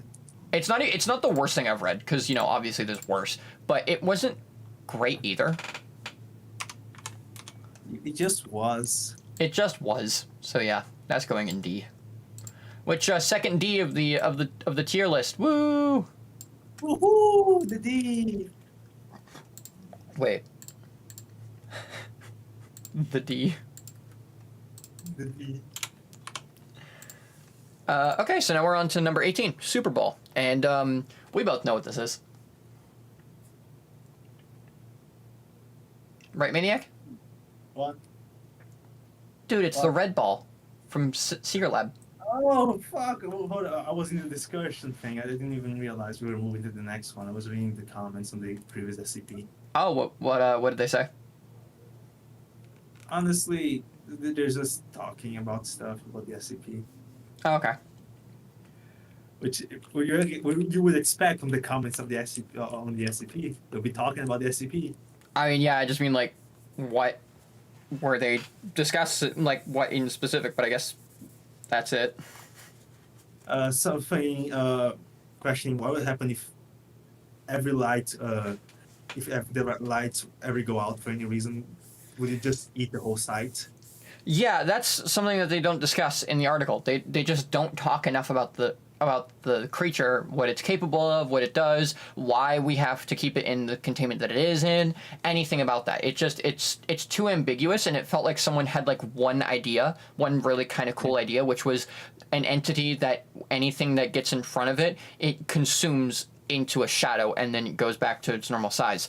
That is kind of a cool concept, but they just didn't have enough of a concept to fully flesh it out. Anyway, Some people are like, why do you look at through infrared? yeah, again, that's a really good question. And that probably should have been put into the article, and they didn't do that. Not a question left unanswered. Thank you, comment, for asking the real questions. You're a real G. Well, let's move on to SCP-18 Super Bowl. Item class Super Euclid. Bowl? Special Did you say containment Super- procedures. Oh, Super Bowl. I heard Super Bowl. Oh, no, not the Super Bowl. That's a different SCP. They're different. Is it though? I mean, What if it is? I wouldn't be surprised that was a different SCP. That is just the Super Bowl. yeah, it's just a match of the Super Bowl that never happened. Special containment procedures. SCP-18 is to be contained in its specialty metal SCP-18 is to be contained in its specialty metal restraint inside of a 1 meter by 1 meter by 1 meter sealed box lined with heavy synthetic padding. The sealed box is then submerged in the center of 10 meters by 10 meters by 10 meters polyethylene holding tank. If SCP-18 is to break free from the holding box, the polyethylene-based goo will slow down kinetic activity enough for proper retrieval by containment personnel. Ooh, goo. Goo. Personnel entering SCP-18's holding chamber are to wear specialized plating found inside of SCP-18 observation and a breathing apparatus before being lowered into the polyethylene tank. SCP-18 is loose. If SCP-18 is loose outside of the polyethylene tank, personnel are advised to secure themselves in a separate room and close doorways or hatches to isolate SCP-18 until containment teams arrive. See, this is the one thing that SL kind of lacks on, and it's proper containment of certain SCPs. Yeah. Like, this would be a really, like, just a room dedicated to the Super Bowl. The Super Bowl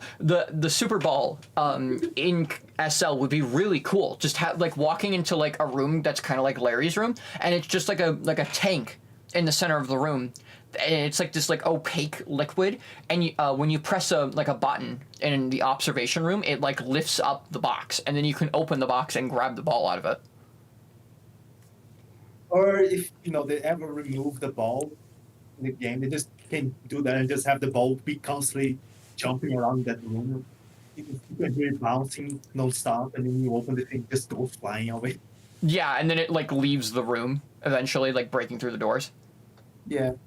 That would be really cool. And it would also be kind of more interesting because it would change the ball from eventually breaking to continually going around the facility without stop. Yeah. I think that would be much cooler, but I mean, SL, you can only do so much in SL. Yeah. Also, we will lose one of the most efficient SCP killers, which is the ball. True. But then that would remove elevator ball, and I feel like that might be a little bit more fair to the SCPs. Because anytime I get in a fucking elevator and those doors close behind me and someone either pulls out A, a grenade, or B, the ball, I think... I think, well... and so ends the life and times of Phoenix Saturday. Fucking Sisters Prime. Just I'm etching my tombstone as the ball was bouncing around the elevator. And so ends the life and times of Phoenix Saturday. And then the ball just hits straight through the tombstone. I'm like, damn, I can't even have that. I can't even have that. It's with the grenade, there's only one. You survive. The ball is, you just have to fucking dance your way out of your fucking death, or else you fucking die. I was Docker once, and the guy threw a ball in the elevator. I fucking juked the entire ball. Every time I throw the ball in the elevator, the SCPs just juke it. They never get hit once. But eventually you get instantly deleted. Yeah. If I'm the person who's getting balled, then I'm dead. It's not even like I get just hit once. I'm dead. I'm just dead. But if, like, I'm in an elevator with an SCP and I throw the ball, it just miraculously never hits them. Never once hitting them. Anyway. Tell you, it's really true. Shut up. Description. SCP-18 has the appearance of a super ball made by the Whammo Company in 1969. It is 6 centimeters in diameter and colored red. Found when the blank company was hired to clean out a warehouse that had Whammo merchandise in it, SCP-18 was noted to be able to bounce with extreme height. At first thought to be a pleasant child's toy, SCP-18 was able to bounce with over 200% efficiency. That is, if dropped 1 meter, it would bounce 2, then 4, then 8, then 16. The ball soon became a dangerous projectile, reaching speeds estimated over 100 kilometers per hour and damaging property and injuring 5 in the city of blank. It came to a rest after several days in the nearby lake of blank and was retrieved by SCP personnel. Due to the speed of the object and the total surprise by its victims, no cover-up story was required or initiated. That's a little bit hard to explain. Wait. Okay. What the fuck? So this SCP article, it has been really good up until, due to the speed of the object and the total surprise by its victims, no cover-up story was required or initiated. I feel like maybe you might need one, because at least someone would look around and say, is that a fucking bounce? Ah! And just watch someone get fucking eviscerated. It's like, is that a bouncing ball? I do not vibe with this world. I feel like that just doesn't make sense. But I mean, everything else about this article is really funny and awesome so far. Due to the speed of the object, that's also, it's interesting that it's slowed down by liquid.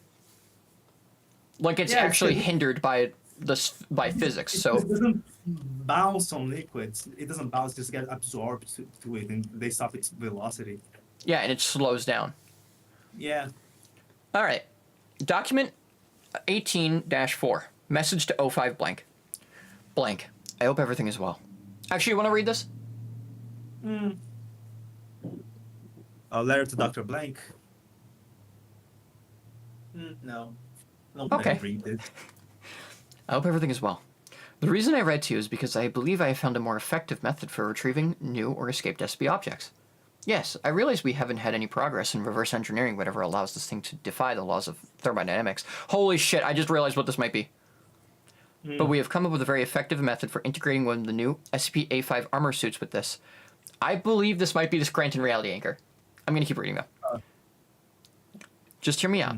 We implant it into the bottom of a boot. Yeah, Rig up a no, little... I'm not hearing you. You're not fucking the ball. I'm not hearing you. Rig up a little bit of a mechanical device, and ta-da, the suit is now capable of jumping well over a building.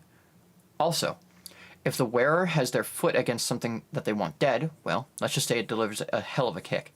All I need is permission to modify one of the pre-existing SCP-A5 suits, and you'll be able to actually capture blank, plus any other escaped SCP objects. Trust me, when have I let you down in the past? Dr. Blank, our favorite doctor. Thank you. Now here's a letter to Dr. Blank. Document 18-6, letter to Dr. Blank. Dr. Blank, upon assignment, Agent Redacted was issued your modified SCP-A5 armor in which SCP Redacted, and the results are mixed. Agent Redacted was able to place the redacted colon onto SCP Redacted, changing it to the Amazon and restraining it by dismembering it. However, due to the malfunction of your little mechanical device, it was launched almost a mile into the air and suffered 2 broken legs, 7 broken ribs, a missing arm, and a skull fraction upon hitting the lake of Redacted. And on the way back down, you will fix that before I authorize your armor for common use. Document 1811, message to O5. Blank. Redacted. Don't worry, it's fixed. But I have some more ideas. If I can be granted the use of some water from SCP-006, SCP blank, and possibly SCP blank, I can deliver you a set of SCP-A5 armor and get an agent that can capture any, if not all, rogue or unattained SCPs. All I'm waiting on is your approval. Dr. Blank is our favorite fucking crazy man. Yeah, Dr. Blank is our favorite crazed reoccurring character. So SCP-06, from what I remember, is the Fountain of Youth, I think? No, it's the red ice, I believe. No, it is the fountain of youth. It is. Why does it want the fountain of youth so it can heal the person? Yeah, so if they fall and fracture their whole body, then they can be, like in Half-Life when they're administered morphine. Everything hurts. Administering youth water. Administering youth water. You know what? That's why Gordon Freeman never had to eat. He was just eating morphine the whole time. Breakfast, morphine. Lunch, morphine. Dinner, morphine. Just a fucking the protein shake video was just morphine and Gordon Freeman. That's right. It's missing something important. That's right. A bit of morphine. Yeah, I know exactly what you're talking about. First we add some protein powder, then more protein powder, then a banana, then protein powder. And I know we put a little bit too much protein powder to combat that. We're putting protein powder. Yeah. Morphine. We're putting morphine, and I know that's not a bit too much morphine, isn't it, Gordon? That's right. So that's why to combat the effects, we're putting morphine. Right on Gordon speaking, so it's just the suit voice, like administering morphine, too much morphine administered. To combat morphine effects, we are administering morphine. The HEV suit Mark V suit is capable of morphine and morphine, and morphine. Morphine and morphine. 5 morphine, and then 5 more morphine. Just 5 morphine. And then 5 more morphines. Okay, we're getting way off track, but we're done. That's the whole article for It's not SB18. messy with the Garden Freeman's HIV still telling him to order 5 morphines on the Burger King. Just 5 morphine and 5 more morphines. I think we're finally getting like a list of like what like different types of people take. So like like alpha males, they take steroids, and then like sigma males, they take what would sigma males take? I don't know. Doesn't matter. Sorry. Anyway, and then lambda men, they take morphine. We lambda men take morphine into our veins. So We are not ready to be pigs. I don't know where to put SCP-18 because of course I'm a little biased. I like the ball a lot, just because it's a silly little ball. But I don't know. It's, in my opinion, it's an A. But honestly, they didn't really do much testing on it whatsoever. But at the same time, it's kind of hard to do testing on it. Because it could break out and go away really easily. The doctor watching me throw a red ball in the elevator full of zombies. Yeah.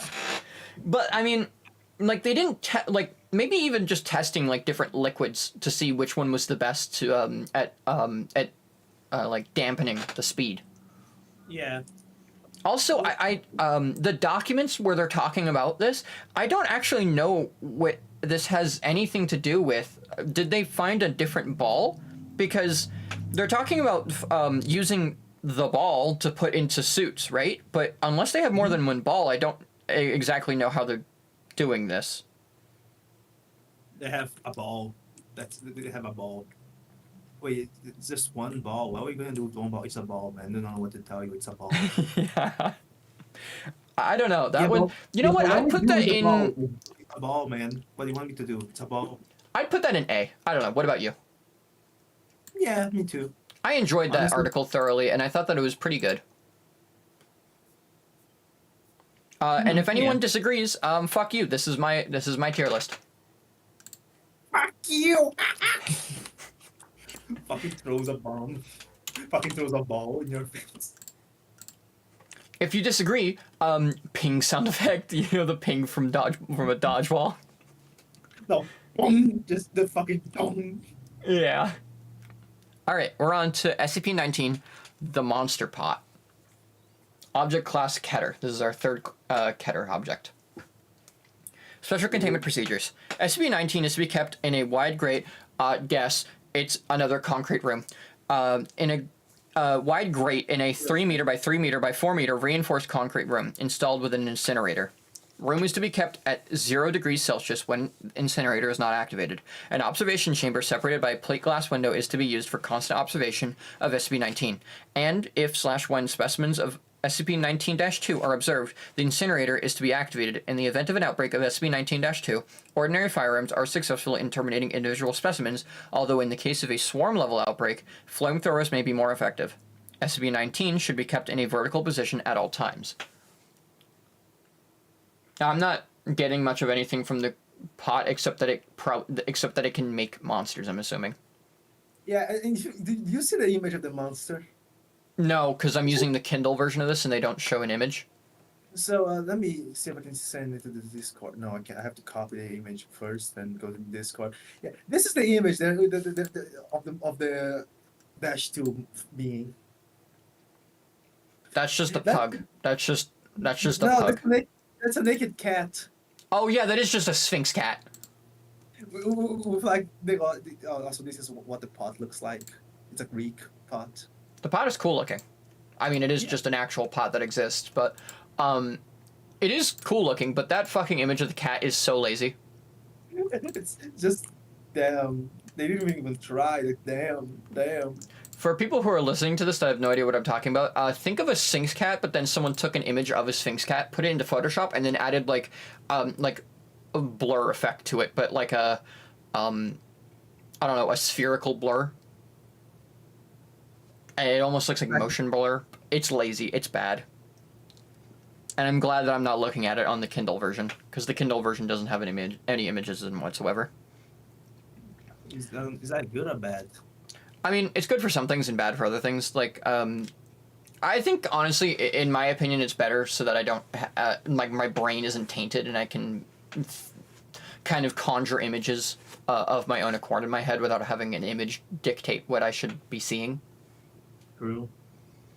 Like when I thought pot, the idea of the pot in my head was the pot of greed.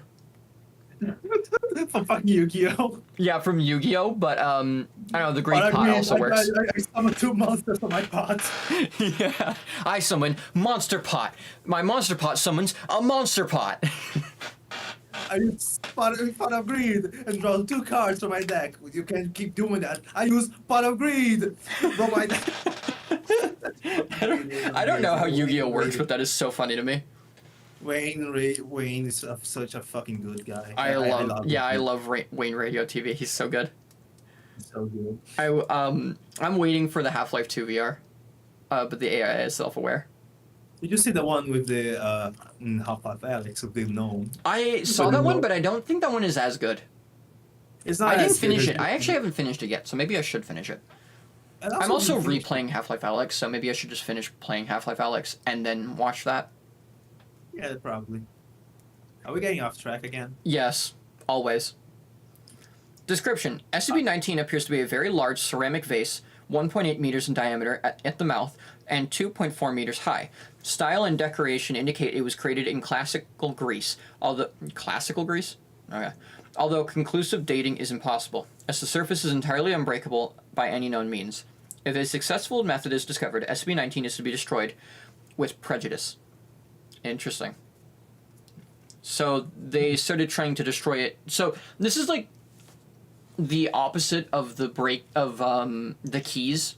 You know, the 12 keys in the door, the key of jibbing, where they were like, okay, we're not going to try destroying this because it's just not worth it. This is the opposite, where they've come to a point where they are really trying to destroy it, but they can't.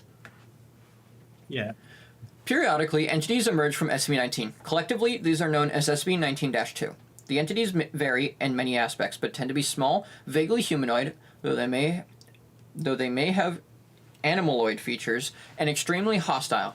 They often choose to attack with teeth or claws. Although fairly delicate, also surprisingly flammable, they are reasonably strong and pose a considerate threat in large numbers. When kept at 0 degrees Celsius and totally at rest, entities will emerge from SCP-19 at a rate of approximately 1 entity per hour. The following traits are known to affect SCP-19-2's manifestation rate. Movement of SCP-19, threat of SCP-19, extreme temperatures, highs and lows, sudden shift in surrounding environment, introduction of objects or organisms to the inside of SCP-19 known to cause a flood reaction. This is... So it's just a pot that spawns monsters. It's just a monster spawner, a Minecraft spawner. This is a Minecraft monster spawner. Hello, JustMoon79. Just a Fin's cat monster spawner. Yeah, I feel like this is a really easy SCP to combat. Just put it in a room and then put a turret in there. And then have it go off, and then anytime it detects movement, just shoot. Gambling for dangerous or safe monsters. Yeah, I don't think it makes safe monsters. I think they're all just dangerous. I think they're all just angry pieces of shit. Angry things, cats. Yeah, because of that image that you showed, all I can think of is that it just spawns Sphinx cats that are really angry. That's all I can think of. Just really angry Sphinx cats that have to be killed. They're goofy. No, they die within 2 days too. You know what? Oh yeah. Wait, did I read that? Yeah, because in the Wikidot there's like a part detailing one of 19-2 that they contain, and it said they died with the specimen lived for less than 48 hours, and the section revealed anatomy consists of a cellular level of normal biology. Okay, we're not there yet. Yeah, basically they die in less than 2 days. So just put it in a box and then actually just don't worry about it. Just put it in a fucking concrete box and let them kill each other from suffocation or just die from death. Yeah, but wait, it generates 4 of them per 24 of them per day. Yeah, because 1 per hour, as long as it's at 0 degrees Celsius. Yeah. Okay. Just put it. Actually, you know what? Just put it suspended above a pit.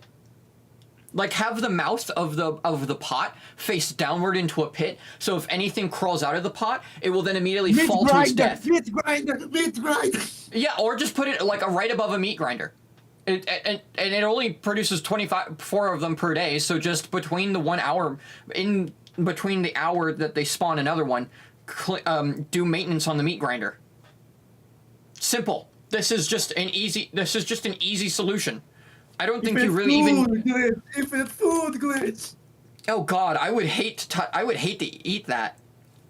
Actually, just make a very thick concrete box and dump it in the ocean. No, but they say here that if introduction of objects or organisms to the inside of SCP-19 known to cause a flood reaction, which I'm assuming just means that it spawns a fuck ton of them. So if they try to like fill the thing, I believe it has more things happen. But I'm going to keep reading the article now just so we can get more of an idea on this. Yeah. Traits that may or may not influence SCP-19-2's manifestation rate. Presence of human life near SCP-19. Current weather patterns. Specific individuals near SCP-19. Some individuals seem to affect SCP-19-2's emergency rate more drastically than others. In addition, tipping or tilting SCP-19 will create a reaction as though it was previously filled with SCP-19-2 specimens, although viewers looking into SCP-19 from above will merely observe a dark hole. Due to the production rate of SCP-19-2, when the object is disturbed, measurement of the internal cavity is difficult, but is suspected to be inconsistent with outside measurements. Okay, so you can't have it upside down, otherwise it's just going to spawn like an infinite amount of them. Oh, sad. Although, I guess even still having it upside down above a meat grinder, you just have an infinite meat grinding of Sphinx cats. That just seems pretty simple to deal with. Of wobbling Sphinx cats, to be more specific. Yeah, I feel like this is quite shrimple to deal with. Shrimple. Shrimp. It is a quite shrimple idea. We take it and we spin upside down. Above a meat grinder. If I were to put you in a meat grinder and all that came out with your eyeballs, we're getting off track. Let's not get off. Let's go back to where we were. Addendum. Document SCP-19-2-A. SCP-19-2 notes as maintained by Dr. Light and Dr. Va. It's V-A-U-X, but I'm assuming it's Va, because I don't think it's Vox. By the way, Dr. Light, I believe that's a reoccurring character. Dr. Light? Yeah. And I'm not talking about Dr. Bright, I'm talking about Dr. Light. Dr. Bright is a reoccurring amulet character. That's different. Yeah. Dr. Light, I believe, is also but I believe Dr. Light is a reoccurring character. He is. So this is his first introduction. Welcome, Dr. Light. We now have 2 reoccurring characters. Yeah, Dr. Light and Dr. Blank. Dr. Blank is literally just every scientist incorporated into a singular being. Yeah, exactly. He's a madman. Okay. Blank, blank, blank. That is the dating, by the way. It's blank/blank/longer blank. Why even have it then? Why even have it? Yeah, why even have it? What does having the date... See, here's the weird part about SCP articles.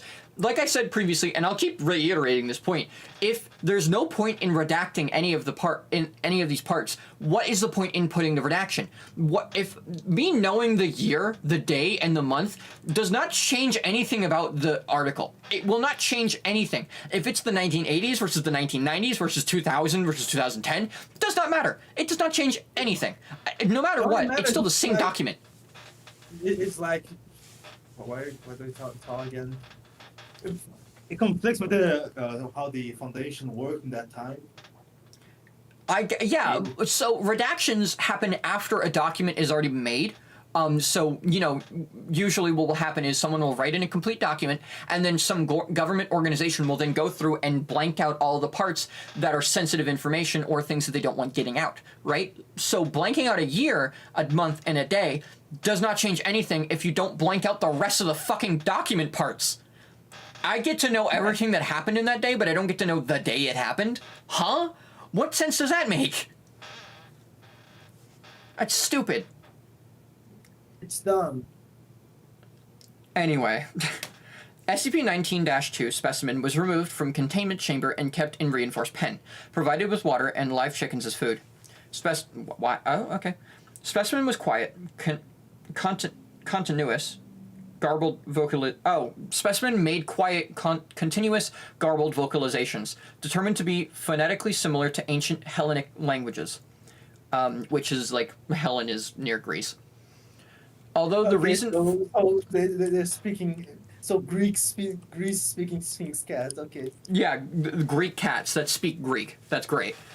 Although the reason for this, what did you say? That murder people. Mm-hmm. That murder people. Yeah, we're getting an idea for this, and it's not good. Although the reason for this is unknown, specimens are still thought to be no more intelligent than animals. Sphinx cats that speak Greek and are just cat. This article, it just reminds me of why we don't make collars where we can then understand animals, because all they would do all day is just say food, food, food, water, food, squirrel, food, food, rolling on back, sleepy, tired, food, food. You know what I mean? Like that's yeah. or a rare occasion where you're like cat stares in the corner, man, demon, demon, demon. Food, food, and then runs off to its food bowl. And then the owner's like, what? Yeah, what? And then you look in the corner. It's like, okay, okay. Alright, getting off track again. Although the reason for this is unknown, specimens are still thought to be no more intelligent than animals. The specimen lived for less than 48 hours, and a dissection revealed an anatomy consistent on a cellular level with normal biology, but with an extremely unstable musculoskeletal structure. Okay, you can't say normal biology without having a comparison to some other animal.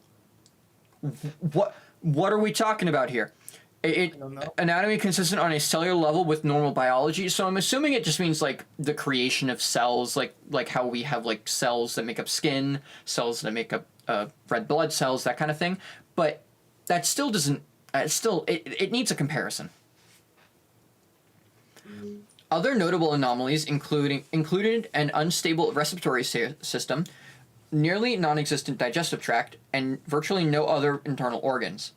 All other captured specimens have followed similar patterns of behavior or demise. Again, be more specific. This is too vague.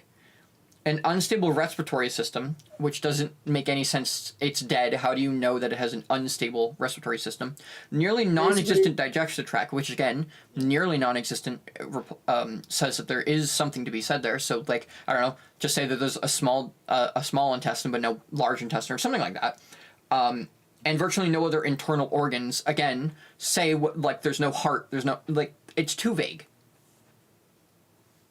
If they said and lack of other vital organs, it would be like, okay, so it can breathe and it can eat, but it doesn't have a heart.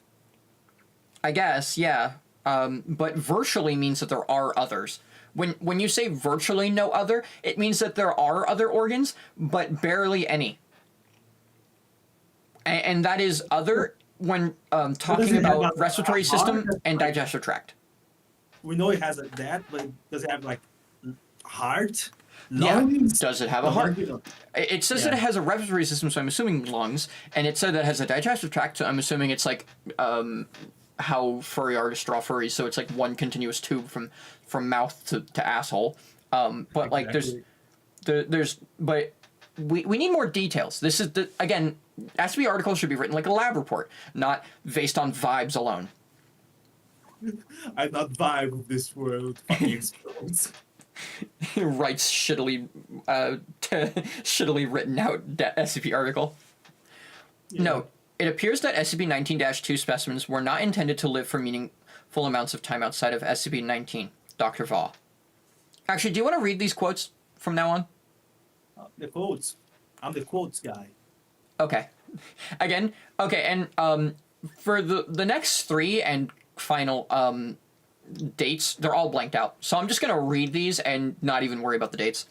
Containment unit was slightly damaged following prolonged exposure to SCP-19-2 specimen, missed by the monitoring team because of partial transparency. This has been noted in SCP-19-2 before. Monitoring teams will continue to report further anomalies. Monitoring Okay, so that can be partially transparent. Yeah, what? Why wasn't it told sooner that some of them were kind of transparent? What the fuck? Yeah, why are we just hearing this now? That they can also think be that we- slightly transparent. Actually, What the fuck? this is transparent to the point that they could not be seen, which means that not only was their skin translucent, but their internals were also translucent, and we're just not told about this previously. Monitoring teams will continue to report further anomalies. Monitoring teams report some specimens of SCP-19-2 now appear to be significantly more resistant to incineration than others. It is hypothesized that this is a defense mechanism on the part of SCP-19. Okay, so I can understand now why it didn't say those parts earlier, but it still should have listed out what it can do earlier We know before it can talk. do. What'd you say? What we know, what was already evident they could do. Yeah, these are notes of in the past because they're dated, meaning that before we get into the notation of dates and stuff like that, they should have described what SCP-19-2 was, because we actually don't get a description of SCP-19-2 anywhere throughout this. It's because they give us a image, give us like a shitty image of a Sphinx cat for that explained everything. Yeah, which is stupid. So yeah, that's just bad writing. But it is interesting to note that the 19-2 have a defense mechanism and are evolving past it. So the reason they became transparent was to hide from the guards, and now they're becoming resistant to fire. Oh, okay. Most So I specimens of think sooner they could evolve, since it was like. I feel like they left a bunch of things to the notes you leave that you should like. At least tell us they can evolve first before telling them they evolve in the notes. That Also to note is that earlier in the article, in the special containment procedures, it says that they're very flammable and that flamethrowers are more effective. Yet now in here it's saying that in the next part it's saying most specimens of SCP-19-2 are now all but entirely resistant to the effects of the incinerator. Huh? So then the special containment procedure should no longer say that the flamethrower is useful, yeah. because these lab this documentation is in the past. So why isn't it? So then why isn't it reflected in the special containment procedures? In other SCP documents, they also they do this in a more interesting way, where they will then say underneath the special containment procedures, like this has now been revised, and then they'll say what has changed now. But they don't do this in this article. And so this article is terrible. Anyway, I'm going to keep reading now. Replacement of incinerator with an acid bath is being considered. Evolution of SCP-19-2 is being studied, and may be evidence of sentience in SCP-19. And that's the end of the article. That SCP, that blue chunks, that was terrible. It was. The SCP itself was okay, but it was written terribly. This article was just bad. It's an interesting SCP because it's just a pot that makes creatures that come out of it. Like, that's just a fun concept. Pot of greed. Yeah, Just a pot of greed. pot of greed that makes evil sphinx cats. That's kind of an interesting concept, but they executed it poorly in this by writing the article terribly. True. In current times, they make the I think they have more of a what is it? A moderation on articles, but in the past, I don't think they had as good of moderation. Yeah. So, where do you want to put this? I know where I want to put it. I just want to hear what you think. Honestly, C or D. Really? I would put it in F. Wasn't the worst thing, but I think it was the worst thing. no, I just don't give me any emotions. I just feel indifferent to it in so many levels. I just don't care about it. I guess we'll put it in D then, because I have strong feelings that this is a terrible article and it sets a bad precedent. Honestly, I would actually no, not a C, just D or F actually. Yeah, fine with D. I'm gonna put it in. No, I'm gonna put it in F, because that was bad. That was I like think I think it's because I have more tolerance to bad stuff. Yeah, I'm just saying that that's just a bad article, and I never want to read that article again because of how infuriating it was to read. Understandable. But we're finally past the 10s, and now we're in to the 20s. With SCP-20, Unseen Mold. Oh, this one's a doozy. I haven't actually Not read this one yet. Wow, it's not that long either. Hey, Phoenix. Yeah. It does has images of mold, but you don't need to see them. Just mold. Oh, that it's you just can mold. see. What color? Black, white. Yes. Oh. Black on surfaces and red on people. Okay, all right. I'll I guess we'll get into it. Object class Keter. This is our third or fourth now, right? I believe so. Yeah, fourth And that's why Keter. this one makes sense. Kids are like, ooh, it's Skeeter. It's dangerous. Ooh, like the fucking pot. The pot. Yeah, The so pot doesn't seem like Keeter. It's just. it's not Keter. So the thing about Keter class, so the classifications, they're not about how like harmful the thing is. It's about containment, right? So safe means that it's completely easy to contain. In fact, it's so easy that we can just basically lie it on the ground and it'll be perfectly fine. Euclid is more of like it's kind of more like put it in a box and that's it. Yeah, I think SCP-005, where it's just a key that you can just place anywhere and it'll be perfectly fine. It will not like try to escape or anything like that. It just is a key. It's existing as a key. Yeah, Euclid is like it's okay to contain, but it still poses sort of an like a problem to contain. And this is like the most varied class. This is the one that most SCPs are going to be in, because it's like 173 is Euclid because you can contain it, but because of the fact that it has sentience, there's always that chance that it could escape containment, and it requires like someone constantly thinking about it to keep it contained. Yeah. Euclid is for like sentient beings that can escape if they're not, checked. Exactly. Like it requires constant checking to make sure it doesn't escape. Whereas like a safe class SCP, you don't even have to think about it. You just put it in a box and then you don't have to think about it again. And then Stay in the Keter. box. Yeah, Euclid's basically stay in the box. No, stay in the box. No. Get out of my head. Yeah. And then Keter is like almost nigh impossible to contain. Think 106. Or extremely difficult to contain, because 106 can be contained temporarily. Yes, but 106's containment is more like based off vibes, where it's like if it feels like being contained, it will be contained. And most of the time, the reason it's contained is not because the Foundation has found a concrete way of containing it, but more like they've just found a place to put it and hope that it doesn't leave the box. Yeah, they just like send a box and it says no, like, okay, have a nice day. It just chills out in there as long as it's like constantly fed off of anguish, I guess. Yeah, so Unseen Mole is Keter, so we'll see if it's actually Keter. By the way, the last one that we read was more like Euclid. Yeah. Because like it was very easy to contain that. Like we talked about the fact that it was pretty simple to contain. But whatever. All right, special containment procedures. But wouldn't throwing it constantly into a meat grind and make them unable to be meat grinded? Ooh. I don't know if I could evolve to avoid the meat There is- grinder. I don't think that that's something you can do. Unless you get like really, really tough skin. Yeah, maybe not. Avoid being meat grinded, but just clog it and make it unable to function. Yeah, I feel like the way to deal with the SCP is just to have a rotation of different things. So one day you have acid bath, the next you have fire, then the next you have meat grinder, and then like a couple difference. The next you have a turret, and then you just kind of like rotate that so that it never can truly become resistant to any one of them. Yeah. Anyway, Special very slowly. Special containment procedures. Samples of SCP-20 are stored in a series of sealed cultivation chambers inside a sealed containment room.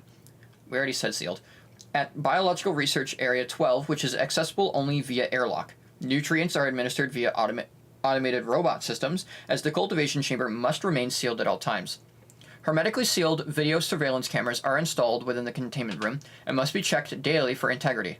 Any personnel entering the containment room must wear biosafety level 5 equipment. Again, just making up another new suit, including rebreathers, and undergo full antifungal disinfection upon exiting.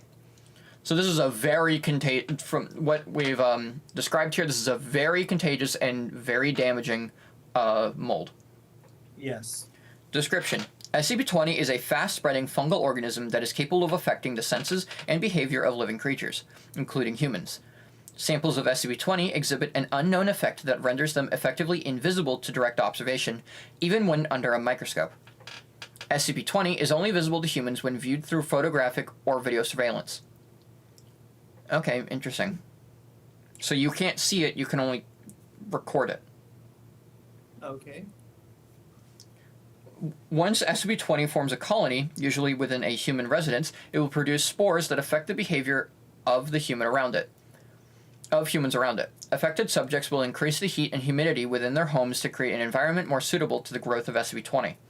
Affected subjects also become more sociable in many cases, and often invite acquaintances to their homes to further spread the organism. As the spores in mold colonies are invisible to affected subjects, the mold may sometimes grow directly on living subjects. Okay. So it affects someone's brain to make them want to spread it more. So this sounds a lot like a disease, but the fact that it affects their brain makes it sort of like a sentient disease. Mm-hmm. As the spores and colonies within a home approach critical concentration, the health of affected human subjects will rapidly deteriorate, resulting in death. Further spread of the mold may occur as the bodies of any deceased subjects are encountered by emergency responders and healthcare agents, as well as transportation of the bodies to local morgues. SCP-20 was first encountered in Redacted. This is our first mention of the word itself, Redacted. Every time up until now, it's been a black box over the words. This is our first ever encounter of the word Redacted. So now I can truly now say, when she redacted on my data expunged, and I blank. Until I blank. Yeah. She redacted on my data expunged until I blank. Where an undercover SCP agent noted dramatic personality changes in personnel. In personnel working at the local hospital. Upon investigation by a containment team, it was discovered that almost blank civilians had been affected. Why did we need to blank out the number? Had been infected, as well as a majority of the town. The civilian population was terminated, and the town incinerated under cover of a local flash forest fire. That's funny. To date, over 12 outbreaks of SCP-20 have been reported. Investigations are currently underway to determine the source of those outbreaks and possible preventative measures. Okay, so this makes sense why it's Keter, because it's really hard to contain, and once it gets out, it's like nigh impossible to recontain without just burning it all to the ground.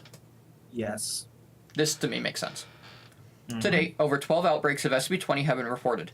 Investigations are currently underway to determine the source of these outbreaks and possible preventative measures. And that's another reason why it's Keter, because they don't know why it keeps getting shown. Oh, okay, that's what the colonies look like on the skin. Wow, that's fucked.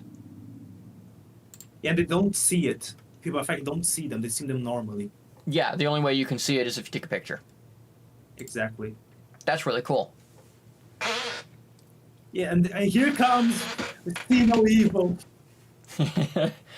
All right, Addendum 20-1. Excerpts from the audio/video mission recorders of Mobile Task Force at Eta-10. See No Evil during the initial containment of SCP-20 on Redacted. Redacted. Okay, so do you want to voice some of these?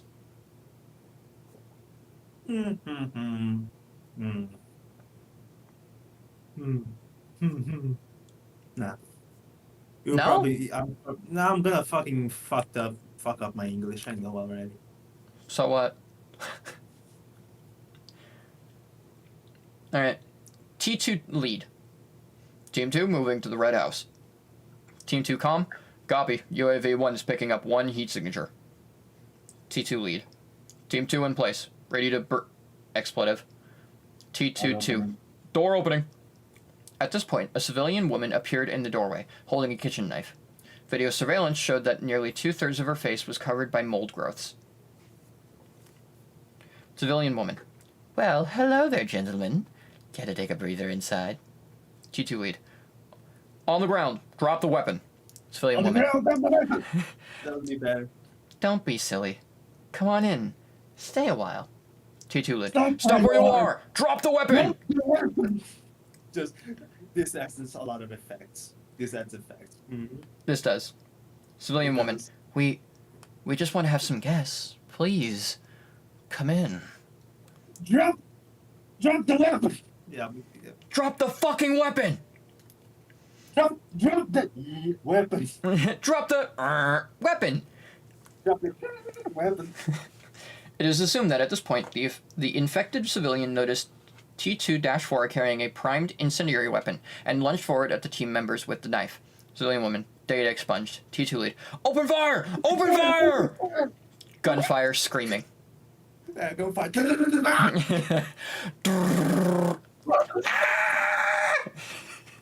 Okay, yeah, that was that's actually pretty good. Yeah, this is a good one. Although, it's interesting to note that they don't do a lot of experimentation with us. I know this. I say this every time, but I am an advocate of just experimenting on this shit because it makes sense. But They there's don't. also nothing to experiment. Why would they experiment on it? It's very easily. To see how fast it spreads, what they can do to mitigate it, like what happens if you submerge it in water, what different environments, stuff like that. Yeah, that's understandable. Seeing But I what think the works, reason they- fire, acid. Fireworks. It seems that because when she noticed they had like a fucking flamethrower, that she fucking rushed at them to kill them. Yeah. Primed incendiary weapon. So, she noticed the danger of that and then lunged. So, that's pretty cool. Also, I feel like a good way of combating this is to be wearing goggles so do you know what the scramble goggles are? Yes, I know they're the worst thing one of the worst experiments. They tried to see if they could contain 196 Yeah, and it didn't work. It just didn't work. because you still have to see his face for like a microsecond. Exactly. You still have to see his face so that the system can then blank out his face. But like something like that, where it's like you're seeing a video signal of what you're seeing in front of you, which in normal situations isn't helpful, but in this situation where you can only see it through a camera would be useful. True. But that's the end of the article. I thought that was a pretty good one. I'd say that was a B. Yeah. Just yeah. Yeah. Holy shit! 25 years. Huh? Nothing. Okay. I was a B or an A. Oh, the next one's good. The next one, the Livid Tattoo. Oh, Scar. Oh, the skin worm. We're not there yet. But that's going in a B for me. I think that was a pretty good one, but I wouldn't say it's an A. Like, plumbing was so much better. Yeah. All right, now we're on to 21. 21. Hey, Maniac, what's 9 plus 10? 21. You stupid. No, I'm not. SCP-21, Skin Worm. Object class, safe. Okay, that's interesting. Special containment procedures. SCP-21 is an obligate parasite of the human body. Containment, therefore, is no more difficult than containing an adult human. Most cells will suffice. Item is currently housed in detention cell 217-A on subject D139. Only Class D personnel are eligible for hosting SCP-21. As long as a given subject survives as a host for SCP-21, he is exempt from normal monthly terminations of Class D personnel. Okay, so that's one way of living forever. Description. Yeah. SCP-21 takes the form of a large and elaborate tattoo of a serpentine dragon in the Oriental style, covering an approximate 0.8 square meters of skin. This tattoo is fully animate within the confines of its host skin, and behaves largely as a normal animal would, albeit in only 2 dimensions. The tattoo's movement causes constant pain to its host, comparable and similar in characteristic to simultaneous tattooing and tattoo removal on a large scale. The organism tends to spend most of its time on and near the torso. That's cool. Right off the bat, that is a cool description of a monster. Mm-hmm. Just constant pain while it moves around on you. That's sick. It's like it's being constantly tattooed and removed on your skin. Yeah, that's awesome. I wouldn't say that would be awesome. That sounds like hell. No. honestly. It is hell. I mean, it's awesome as, like, creative. It's super creative. I can't disagree with that. SCP-21 displays no intelligence beyond a basic pattern of feeding and locomotion, although actually measuring the intelligence of a two-dimensional life form has proven impossible thus far. SCP-21 appears to feed exclusively on pigments in the host skin. This can include melanin, which in case of the subject appears to be suffering from vitiligo. I'm assuming vitiligo. Actually, let me look up what vitiligo is, because I don't know what that is. It's when Oh, it's when you have, like, patches of your skin that are devoid of melanin. yes. That makes sense. I thought that's what that was, but, you know, might as well look it up. This can include melanin, in which case the subject appears to be suffering from vitiligo. However, the organism shows a marked preference for other tattoos and will seek out and devour these before resorting to natural pigments. It should be noted that the feeding process itself, beyond the sensation of movement, is painless. Normal tattoo ink simply vanishes as it is eaten. The organism maintains a constant size and no excretions have been observed. The organism is capable of clearing over 0.6 square meters of skin per hour. One may feed SCP-21 by quickly tattooing fruits or small animals on the host. That's kind of cute in a way. Yeah, if you take out the whole "it's eating me alive" part. Yeah, if you take that out, it's kind of cute to have like a little animal on you, and you tattoo little fruits and small animals on you. That's kind of cute. Oh, it's so adorable. It's fucking eating my skin. No, they call that painless. They say that process is painless, though. They'd be more screaming from like oh god, it's tattooing me, oh! But I guess after a while you'd get kind of numb to the pain, wouldn't you? Maybe. SCP-21 can be transferred between hosts by various forms of physical contact, with differing rates of success. In the case of successful transfer, the organism simply swims from one person to the other. Sexual intercourse appears to be the most reliable method of transfer, with a 93% rate of transmission. Wow, that's kind of fucked. Just, okay, D-Class, you're having sex with that one. And it goes from just a normal dude, like a scrawny dude, and then just like the most biggest, buffest man walks in. It's like, oh no. This isn't. You know what? I'd rather be tattooed over and over again. I'd rather die, thank you. SCP-21 can be okay, here. Sexually. Okay. However, due to the severe pain involved, this is less than ideal. Contact between two open wounds is generally preferable. Transfer is more complicated in deceased subjects, though is not unreasonably so. The organism suffers no ill effects from the death of its host and continues to consume pigments. Transmission between species is unknown. Previous tests suggest it to be either impossible or exceedingly rare. I mean, exceedingly rare. I mean, bring a pig in there. Make it go on a pig. I don't know. Try it out. See what happens. Get it out. SCP-21 does confer some benefits to its host. The tattoo has been proven to accelerate the release and reuptake of epinephrine and decrease lactic acid buildup, providing boosts of strength, confidence, and pain tolerance in stressful situations and reducing the usual after effects of weakness and fatigue. In addition, the tattoo seems to have some beneficial effect on the host's immune system. Aggression profiles in hosts are generally higher than average, though whether this is a direct effect of the tattoo or simply a reaction to the constant pain remains to be seen. This is pretty cool. It is. This would honestly be kind of a cool idea to have in Secret Lab. It would, actually. Just having one player spawn with this, and through like touching another person, you can like transfer this to someone else.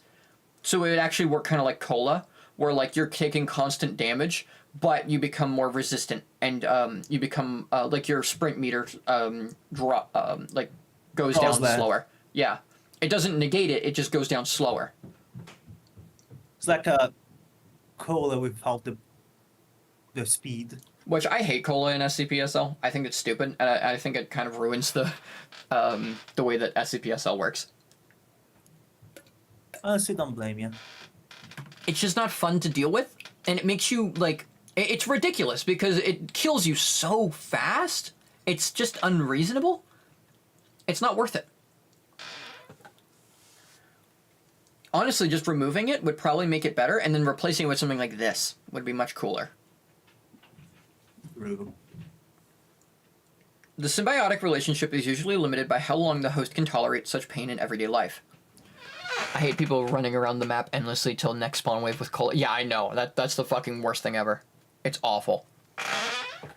Basically, the only thing that can kill them is themselves by not having a med kit. Yeah. Which is dumb, and it's Yeah. just bad gameplay. SCP-21's origins and nature are a mystery. Tracing its transmission from host to host is hardly feasible within the confines of secrecy, and the organism could well be hundreds of years old, if not more. Nevertheless, SCP-21's captivity is one of the longest in the Foundation's history at nearly data-expunged years. Why? Why remove that? And has been very educational thus far. Current research focuses mainly on observing the characteristics of life in 2 dimensions. I mean, it would be kind of hard to say, like, where it came from. Because at some point, like, you would have to sort of have this thing handed down to people, and then someone would be able to, like, tell the story, like, okay, I got this from this guy, and that guy got it from that guy, and that guy got it from that guy. But at a certain point, someone would just accidentally get it by, like, bumping skin at one point, right? And then you would just not know. And then that's where it ends. You just don't know. So that makes sense. Yeah, that's pretty cool. I don't know. That's where it ends, by the way. That's the end of the article. For real? It just ends like that? Yeah, that's just where it ends. Damn. But yeah, we're just done. There's not... Just like that. I feel like it ended at, like, a fine point. Like, I don't think there's much they could have talked about, but this was kind of an underwhelming article. I'd put it in B, maybe, even C. True. Where would you put it? Yeah, same place. Yeah. Not every article can be a 004. Yeah. This is... Not every article can give everybody. Yeah, not every article can jib you like Half-Life censorship can. So I'm going to put this in C. Actually, no, I'll put it in B, because it was kind of cool, the concept. It was. But otherwise, meh. Otherwise, Alright. meh. We're on to 22. The hours kind of flew by. We're at 2 hours and 32 minutes. Yeah, we are. All right. SCP-22, the morgue. So this is this image has an image attached to it. It's telling me that on this, but I can't see it, so I'm gonna go to the article real quick.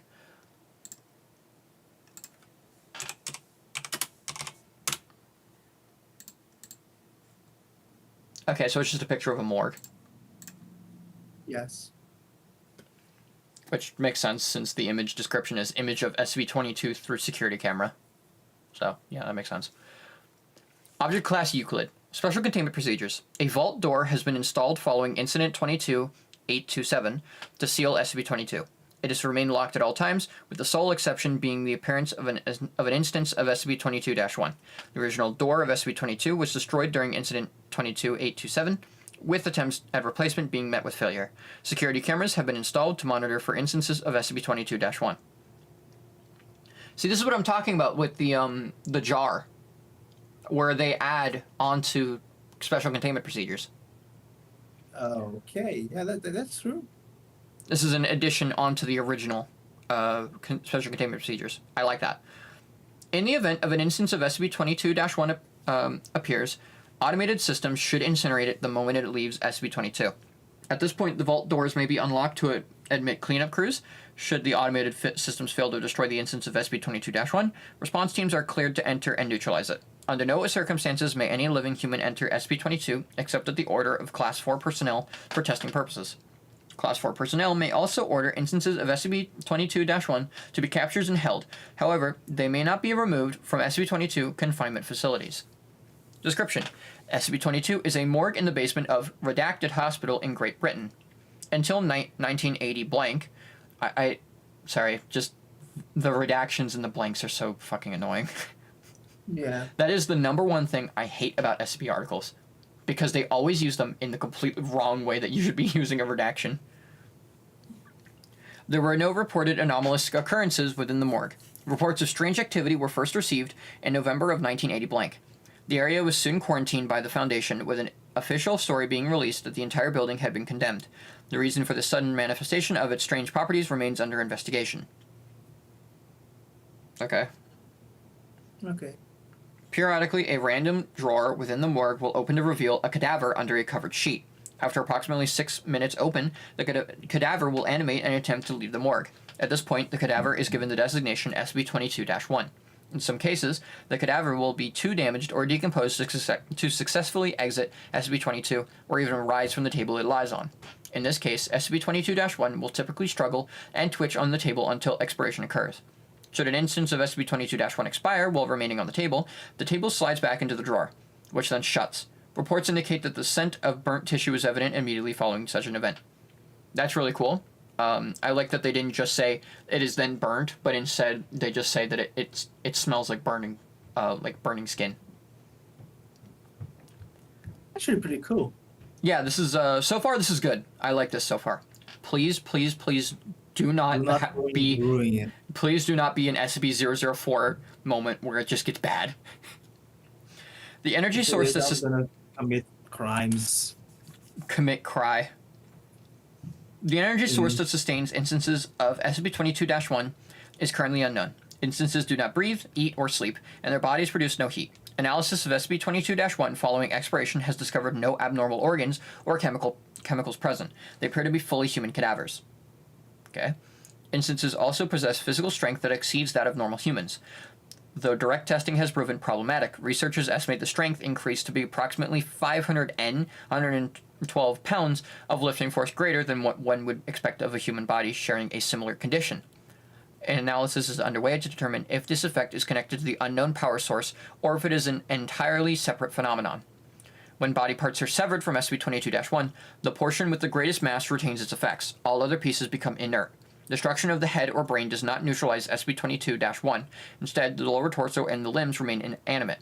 Complete tissue destruction appears to be the only method of successfully terminating instances of SCP-22-1. Left alone, instances of 22-1 will simply expire. All motion ceases, and they appear to become normal cadavers again. The amount of time this takes depends on how damaged the body is and the rate of decomposition, and can take anywhere between 2 days and 3 weeks. Okay, so this tracks, this makes sense. And so far, this kind of follows, like, normal zombie behavior. Except for the cutting off the head. Usually in every zombie film, like, removing the head just makes them stop functioning. In every way possible. In every way, yeah. So it's interesting that whatever is the biggest mass continues to move. Investigation has revealed that the bodies acting as SCP-22-1 match the description of cadavers reported to have been stolen from morgues across the country. Oh, the mechanism for this transfer is currently being researched. Okay, so all of the bodies are stolen bodies. That's not weird at all. That just threw a wrench. That made this article way more interesting. That is just a strange addition to the article.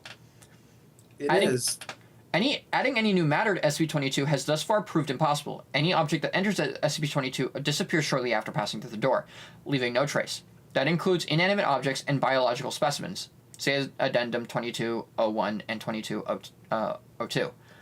Okay, so that's also interesting. So anyone that enters the room just disappears. And it feels like Half-Life, the censorship, where it's just they start disappearing, which is beautiful. So long as an instance of SCP-22-1 poses a functioning mouth, tongue, and trachea, it is possible to communicate fully with researchers. See interview log 22751 for details. Addendum 2201. Actually, should we read the interview log? Is it in here?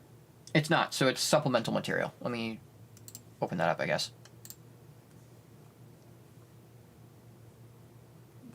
It is an experience. It's not that long. We'll read that at the very end.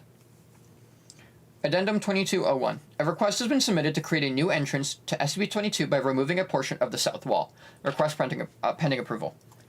Addendum 2202. A pile of matter was discovered on the floor of the room directly above SCP-22. It appears to contain all matter that had been sent into SCP-22, with the exception of humans. All materials appear broken and worn down. Metallic components were covered in large amounts of rust, with all biological parts being in various stages of decomposition. Testing revealed that the time between inserting an object into SCP-22 and it reappearing above to be precisely 183 seconds. Humans who enter, however, do not appear in said pile. Instead, humans appear to become integrated into the morgue and may later animate as instances of SCP-22-1. That's pretty cool. So they don't just disappear, they actually have a place to go. They eventually go somewhere. I think that's really cool. Is it though? I feel like that's a little fucked up.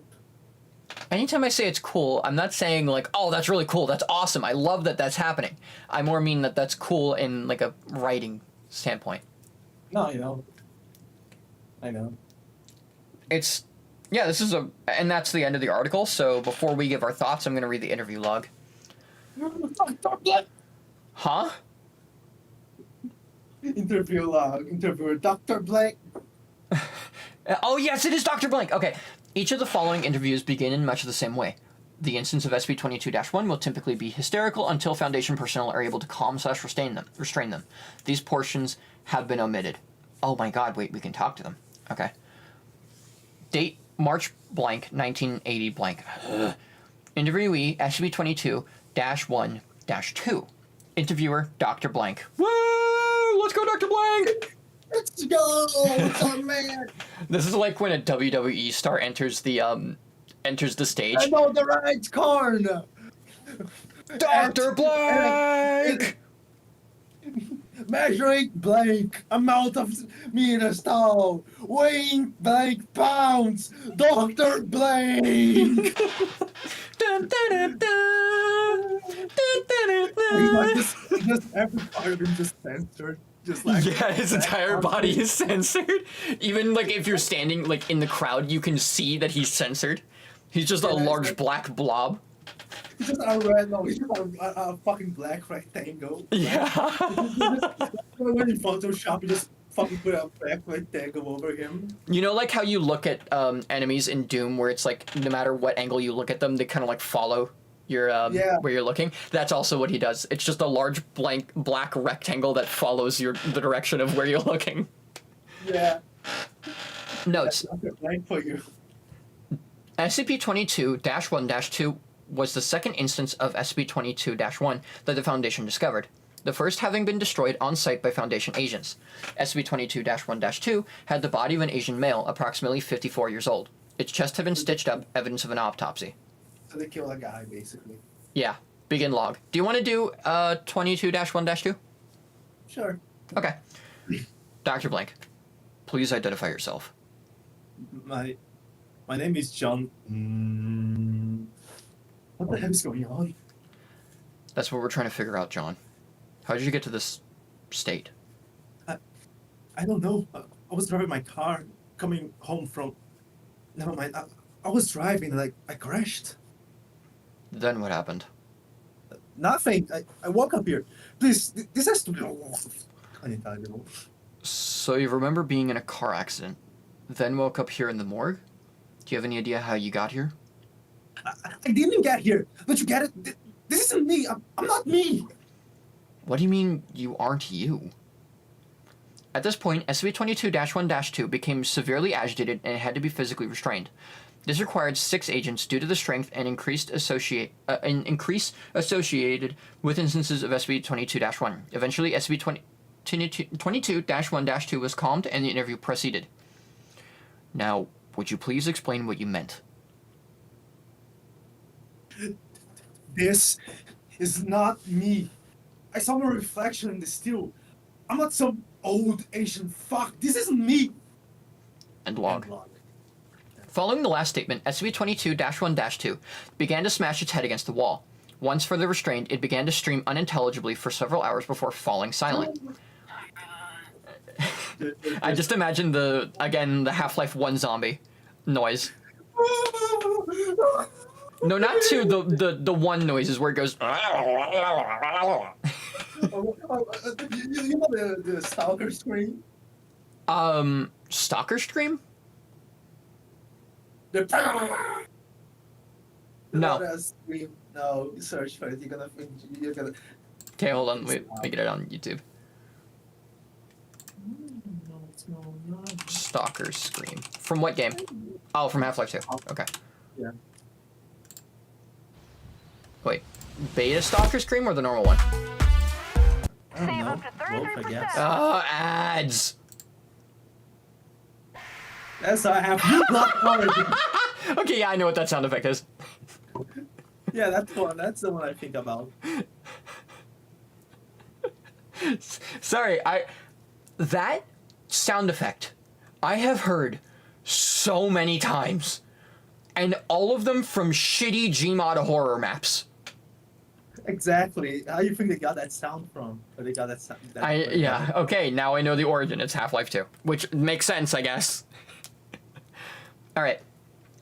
Following the last... Oh, wait, here we go. During this time, it continued decomposing at a natural rate. An examination of the body following this interview was unable to determine a cause of death, as many of the internal organs had been removed. The only injury that did not appear to be a result of a previous surgery/autopsy was a damaged trachea. All right. Date. March 1980. Interviewee, SCP-22-1-5. Interviewer, Dr. Blank. Woo! Yeah, baby, that's my boy, that's my man. SCP-22-1-5, animated shortly after D5619 was sent into SCP-22 and subsequently disappeared. SCP-22-1-5 had the body of an approximately 12-year-old female missing its right arm and a large portion of its torso. Following the incident with SCP-22-1-3, all instances of SCP-22-1 are physically restrained before being introduced to valuable personnel, with SCP-22-1-5 being no exception. Huh. So, 22-1-3, I guess, just became super violent and killed the interviewee, I'm assuming. Begin log. Please state your name.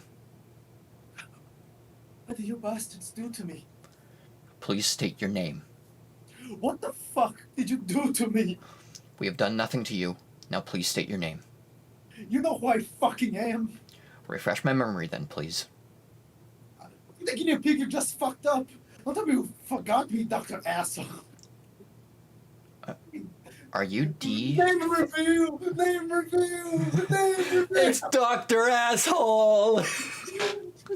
just a thing unravel this Dr. Asshole. Okay, back to the log. Are you D5619? In the flesh. And for your information, jackass, my name is... redacted. Now change me back, you son of a bitch! Change me fucking back! End log. At this point, Dr. Blank asked SCP-22-1-5 several questions to verify its identity. Though its identity was confirmed to be that of D5619, no further useful information was gained from SCP-22-1-5. It was kept in a holding cell until expiry 2 days later. After 3 weeks, the body of D5619 animated as SCP-22-17. In a brief interview with SCP-22-17, it claimed to be an 89-year-old female. That's... Oh, so basically it's taking the bodies and it's shuffling their minds around and reviving them inside it. Yeah, almost like the morgue itself is trying to put people back together, but it doesn't know how to do it.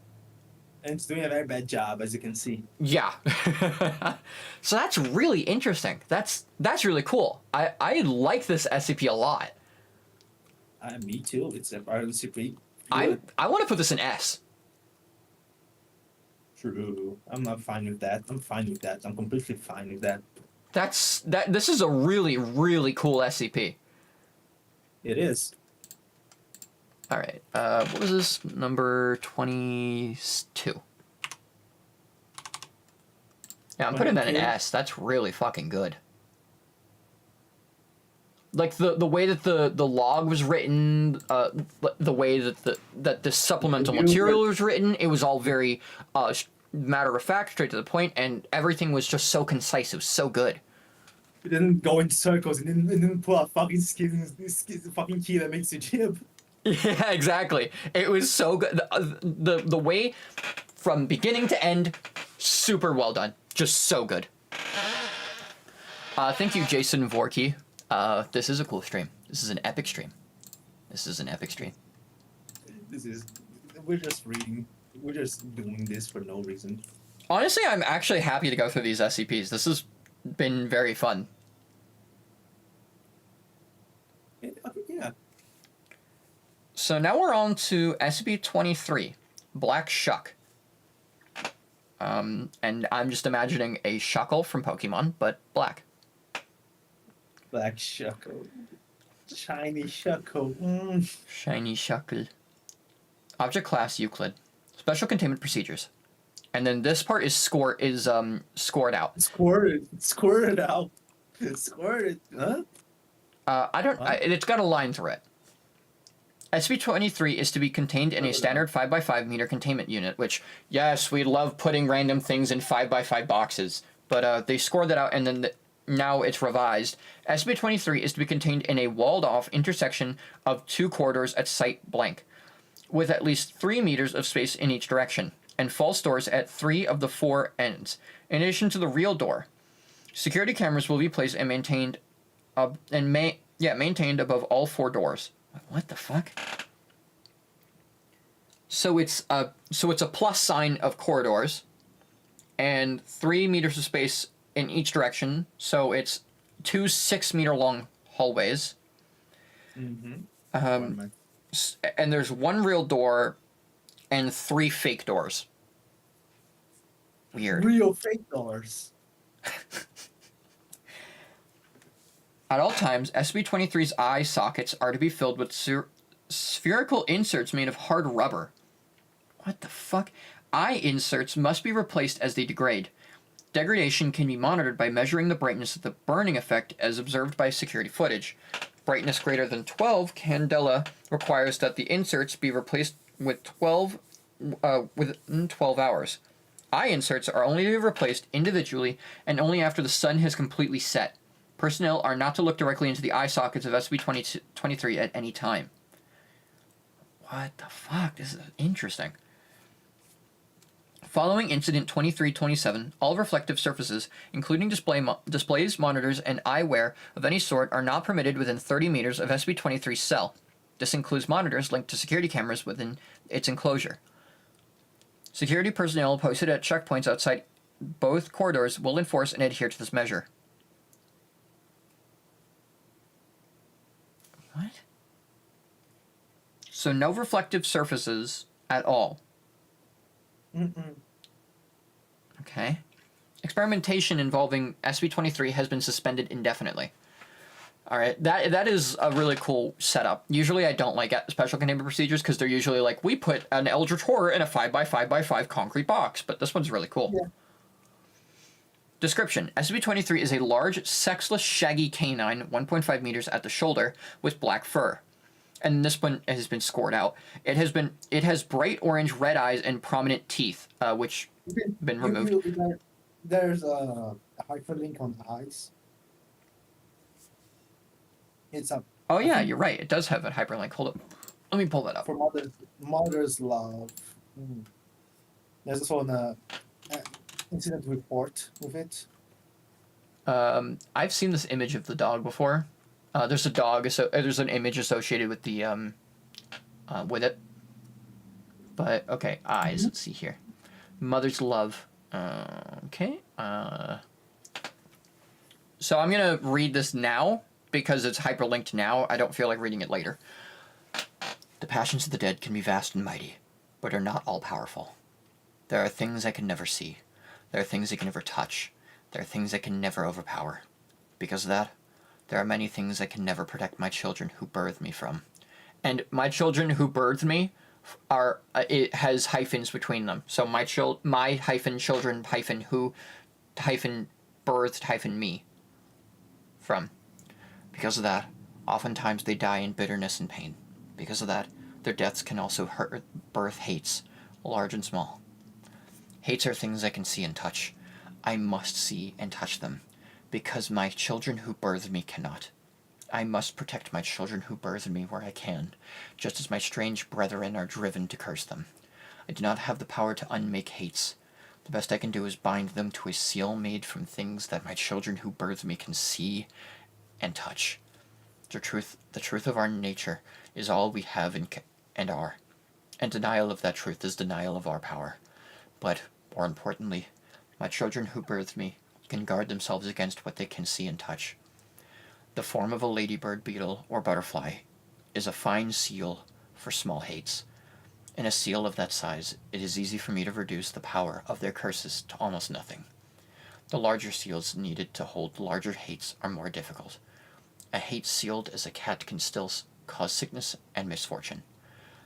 Then there are vast hates, birthed from wars and plagues that kill together many of my children who birthed me.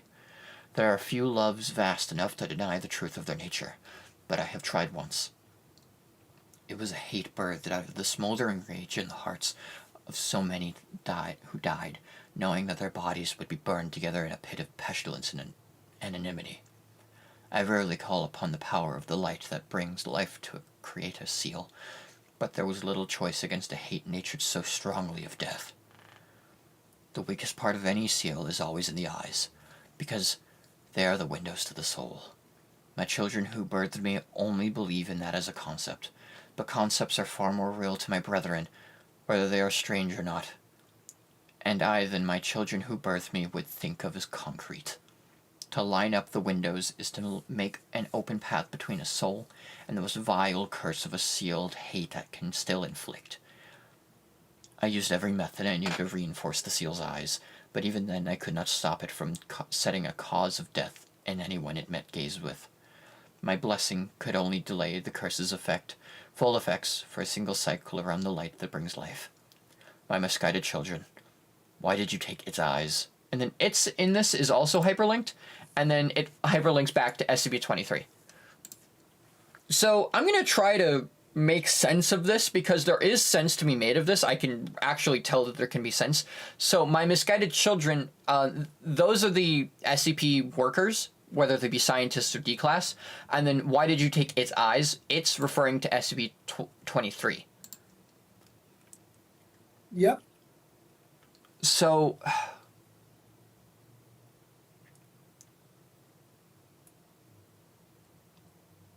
my children who birthed me is a thing. It's like what the fuck? What the fuck? Just in general, what the fuck?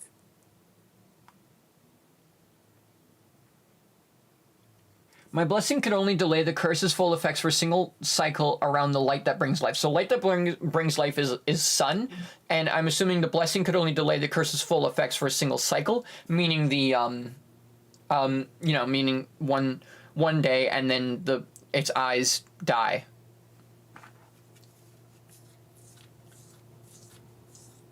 Okay. Yeah. What the fuck? What the fuck? There is sense to be made of this, but I can't make sense of it. I just can't. I'm trying to. I know that there can be, but I myself cannot. My brain doesn't understand it. Yeah, I mean, I can understand some of it, such as, like the sun thing, because we haven't read that in the article so far, but it's still fucking weird. I don't know. It's really cool, though. So far, this is written pretty interestingly. Okay, we're going to continue back to the article, so we're going back to it has bright orange eyes and prominent teeth, which has been redacted. See Incident Report 2326. Anytime an individual makes eye contact with SB-23, either that person or a member of their immediate family will die exactly 1 year after eye contact is broken. Research into the method of selection is incomplete due to a moratorium on experiments, but the available data suggests that having a larger immediate family lessens the chance of the individual making eye contact themselves dying, and neither a pattern nor a preference in victim types has been found. This may indicate that SCP-23's victims is designed entirely at random, or designated entirely at random, but it is unknown whether this selection occurs at the beginning or at the end of the 1-year time period. Attempts to terminate an individual who has made eye contact with SCP-23 and their entire immediate family before the 1-year time period has ended, data expunged. Okay. Yeah, okay. I can't make any sense of this because the quote-unquote data expunged part just makes this confusing. Attempts to terminate an individual who has made eye contact with SCP-23 and their entire immediate family before the 1-year time period has ended, data expunged. So it's killed something, because it says ended and then blank. So it's... I'm assuming, which I don't know why this has been removed, but what I'm assuming is that it kills whoever killed the person and all of their family, but I don't know, because data expunge is stupid here. I always hate data expunge because it's usually... It usually just makes shit more confusing. Probably means like something so fucking horrible that they don't fucking write about it, so they just do that. They don't want people to read about it. I guess. Autopsies of individuals killed by SCP-23's effects show that, while outwardly appearing unharmed, the remains have been filled in with highly compacted ash, including but not limited to all organ systems and the circulatory system. Muscle tissue, bones, and brain tissue universally show signs of exposure to temperatures above blank degrees Celsius. So it seems like they've been, like, exposed to the sun. Like, they've been cooked from the inside with, like, the power of the sun. No, they're inside they're filled. They don't lose their organs or anything. Every crevice inside of their body is filled with ash. Yeah, but it says muscle tissue, bones, and brain tissue universally show signs of exposure to temperatures above blank degrees Celsius. So I'm assuming what this means is that it is filled with a shit ton of ash, and then that ash was just so fucking hot that it melted the inside of their... that it started to affect other parts of their body. If not contained in a setting that at least superficially resembles a crossroads, SCP-23 will phase through walls to get to the nearest suitable location, incinerating all materials it passes through. Okay. So it really likes a crossroads. And nothing else. And it will stop. And it will just keep walking in a direction until it gets there. This would make it a kind of a Keter, wouldn't it? But I guess as long as they keep it in the containment system, it's fine. But no, that should be a Keter, right? Because that's like 106, where 106 could at any point just leave. So it makes it kind of exceedingly difficult to contain. That's actually pretty too. What the fuck? Why isn't it Keter? Yeah, it should be a Keter. Also, the fact that if you look at it, it just immediately kills your family also is incredibly hard to contain, considering once it happens, you can't reverse it. True. Oh well. SCP-23 was first brought to the Foundation's attention when it attacked a church in blank while it was in session, killing blank civilians directly and redacted as a result of eye contact. We're missing data expunged, but otherwise we've kind of got a bingo sheet of a sentence that just has everything in it. Yeah. Following retrieval of SCP-23, Class B amnestics... Hey! First time we've got amnestics! I'm finally... No murder! Congratulations, SCP Articles. We're no longer killing innocent civilians that do not deserve to die. Class B amnestics were administered to all witnesses and surviving victims. The incident was covered up as a case of arson. Okay, I can see that. Addendum 23001. SCP-23 broke containment on, and then we redact the entire date, by passing through its cell wall, Incident 2301. SCP-23 was later discovered at the intersection of two corridors elsewhere on Site Blank. Agent Blank noted SCP-23's similarity to a redacted. Special containment procedures for SCP-23 updated. Assistant Researcher Blank issued a reprimand for negligence. This is another SCP that would be kind of cool to have an SCP containment breach or SL. It would. Just something where you can only find it in crossroads sections of the map. And when looking at it, it doesn't immediately do anything wrong to you. But at the end of the game, there's like a section where it talks about how, where it's like a... And then it like flips a coin. It's like a 50-50 whether it kills you or a family member. Which could be basically another person of your class. Maybe. Yeah, that'd be pretty cool. Addendum 2303. Request for reclassification to Keter pending. Okay, well, yeah, there we go. Addendum 2304. Due to both anomalies focusing on specific geographic spaces, their destructive capabilities, and canine appearance, it is possible that SB1111-1 may be a variant of the same phenomenon observed in SB23, or vice versa. Investigation into the origin of both anomalies is ongoing. Due to the inability to capture SB1111-1 for study, investigations are currently focused on SB23. And I'm not going to look at 1111-1 yet, because we're not there yet. Yeah. But it is cool that there's something else that's that closely resembles it. I would say this is a solid A tier, because this is the end of the article. I would say that's a solid A. Me too. Actually, no, Pretty we still have the double incident report to read. Oh, Incident 23-27. We haven't read this yet. Are you ready to read? hold up. I'm in the middle of a boss fight. Boss fight, what? Yeah, I'm playing Hollow Knight. Oh, okay. Alright, we're pausing the stream, everyone, so that Maniac can continue his Hollow Knight playthrough, I guess. I guess while you finish up your boss fight, I'm gonna go take a pee break, so I'll be right back. Yeah, that's fair. Pee break, pee break, pee break. Okay, I'm done. That was easy. Oh. Oh, there's to be the shadow of a fucking giant piece of light.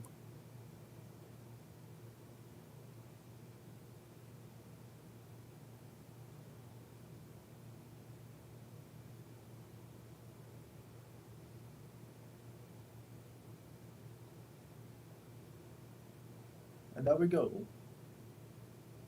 Game over. Thanks you. Thank you for playing my game.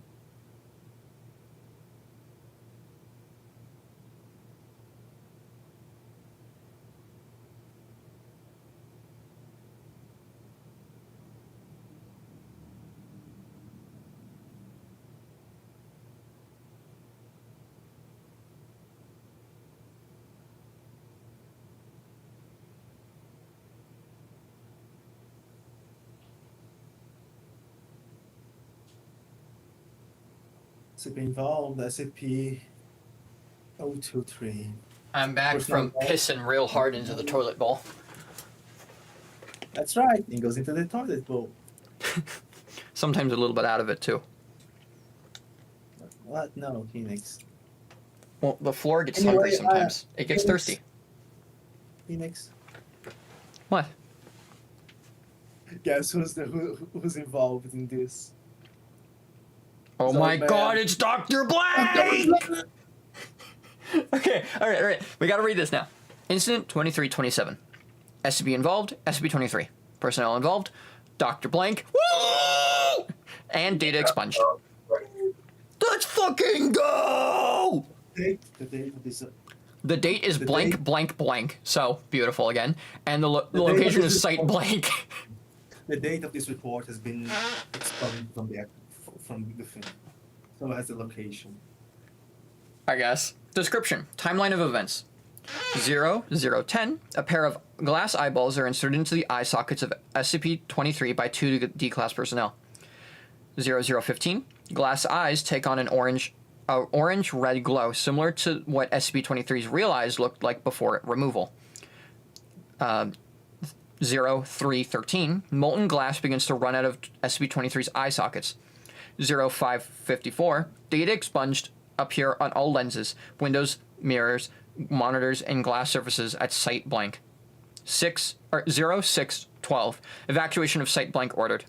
654-7. Sun visible over horizon. D-class personnel sent in to check area around SCP-23's enclosure. Data expunged gone. Only trace of SCP-23 is a burnt section of floor around a puddle of colored glass. Personal log of Dr. Blank. Date blank blank blank. Why even add the date thing if you're just not going to say it? It's my fault. I have doomed my research team, and possibly the rest of the facility. All that's left is to keep trying. We must contain SCP-23. Note, on blank blank blank, 1 year after incident 2327, blank personnel were interred in an unmarked mass grave outside site blank. Okay, so I see what happens. So they tried replacing its eyes, and what happened was it was then able to, on every reflective surface, put a picture of its eye, which then made people die. And shit go crazy. Should go crazy. For real, for real. For real, for real. And I can infer this because I have to infer this because everything is fucking blanked out and expunged on this document. Seriously, holy shit, there is so much data expunged and blankings on this document, you may as well just not read this. It's ridiculous. Oh, and we have another incident report after this to read too. Which is... Incident report 2326. 23, 26. Yep, got it. Okay. By the way, my thoughts on the previous incident report are dumb. But it does explain why they no longer have any reflective surfaces anywhere in the facility. And why they don't replace its eyeballs with anything reflective either. And they only replace it with bouncy balls. Even 23, 26 we're supposed to read this before the other one, because the other one is 23, 27. You're right, but for some reason my Kindle version of the thing made 27 come before 26, so I don't know. Oh well, we're reading 23, 26 now. SB involved. SB 23. Personnel involved. Dr. Black! Like, Dr. Black! Yeah, it's from Mr. Beast. Dr. Black! 5 D-class personnel. Date, data expunged. Location, site expunged. Description. In an attempt to curtail the danger posed by SCP-23, Dr. Blank has approved the removal of both 23's eyes and teeth. Immediately after both its eyes were removed, SCP-23 breached security by vanishing completely. SCP-23 was reobtained on a stretch of Interstate Blank at 4:37 p.m. and brought back into containment, where D-Class personnel finished putting out its teeth. While the total number of civilians exposed to SCP-23 during this period is unknown, death records monitoring has cited 9 civilian deaths to this incident. Timestamps confirmed over the course of the next 48 hours that SCP-23 vanished only while the sun was visible in the sky from outside site expunged. So we can infer from this that the sun is a major factor in this SCP. Anomalous abilities. Yeah. Yeah. It almost loses its anomalous abilities once the sun goes down. Yeah. Addendum dash 23-26-1. As of blank, Dr. Blank has been suspending pending disciplinary review for contributing to, if not being directly responsible for incident -23-26. Dr. Blank, Dr. Short Name is now in charge of SCP-23. No, I love to read this as Dr. Blank was removed and then immediately put back on the team. Dr. Blank was been suspending and has been replaced by the cooler Dr. Blank. Daniel and the Dr. cooler Daniel. Dr. Blank and Dr. Blanker. Dr. Blanker is now in charge of SCP-23. The increased difficulties in containment that have been incurred as a result of Dr. Blank. Hold on, let me read this section. This is a quote. The increased difficulties in containment that have been incurred as a result of Dr. Blank should serve to remind all personnel of the Foundation's purpose: secure, contain, and protect. Research experimentation, convenience, and even the safety of Foundation personnel are secondary concerns. We are not working to protect ourselves. 05 blank. Addendum -23-26-2. A total of number bodies with a time of death exactly 1 year after incident 23-26 have been identified as consistent with SCP-23 exposure. And that's the end of SCP-23. It's really good. Like, that's really good. It's really good. The redactions, however, severely make this so annoying to read, and honestly, I'm bumping this down a letter for that. Which is an A. Yeah, I'm gonna put this in a B now. I would put this in an A, but the amount of redactions actually take away from the readability of this article because some parts of it become actually confusing because of the redactions. True. Also, redacting the year, the date, and the month does not add anything to this and does not make any sense because if you're not redacting the actual like main part of the article, then redacting the year, date, and month don't add anything to this and don't actually make any sense because again, I feel like most of the people that write SCP articles don't know what redactions are for. True. They just put them in because, oh, well, everyone else is putting them in, and I guess that just means that it's an SCP article if I have a bunch of redactions. So I don't know, I'm putting this in a B because of that. Yeah, true. But otherwise, really good article. Yeah. But at least it didn't use the redactions in a way that make you unable to understand nothing. True. It just made it very hard to understand. Yeah. Not impossible, just hard. I like that one. That was good. Yeah. All right, number 24. Game Show of Death. Oh, is this one? I don't think this is, what was that one? Of Laugh? Laugh of Love or something like that? You know what I'm talking about, right? Live, laugh, laugh? Yeah, but no. You know what SCP I'm talking about, right? I don't believe so. Hold on, let me look it up. We'll get there when we get there. Phoenix Albert. Oh, it's Laugh is Fun. Sorry, I'm not reading it yet. I just want to remember what it's called, but Laugh is Fun. But anyway, this is Game Show of Death. I think I know what this one is. I think I know too. No, This I is the know one it. where like you if you like fail the game show then you die, but if you like win it then you like feel better or something like that. I believe so. Isn't the sound studio? Maybe. Okay. Maybe. Object Class Euclid. Special Containment Procedures. Due to its nature, SCP-24 cannot be moved to a secure location, so security measures must be placed on site. To conceal its location, 5 identical-looking replicas have been erected around SCP-24. A tight security perimeter must be maintained around SCP-24's compound at all times, with separate security teams guarding SCP-24 and its replicas. None of the security teams, except for team leaders, will be informed of the location of SCP-24. SCP-24 must be secured with magnetically sealed blast doors and reinforced armored walls to prevent unauthorized entry. Under no circumstances can any security or research personnel enter SCP-24. Only D-Class personnel are allowed entry and strictly for research purposes. Only. What? Only. Only D-Class personnel are allowed entry and strictly for research purposes only. So, we've got a word salad here. Yeah, exactly. Exactly. All researchers are to observe and experiment with SCP-24 from the remote observation lab. Any personnel attempting to leave the remote observation lab or enter SCP-24 without prior approval from a level 4 researcher must be immediately apprehended with termination authorized. My fucking chest has been feeling kind of funny. It's weird. It's like a little bit in my throat area, too.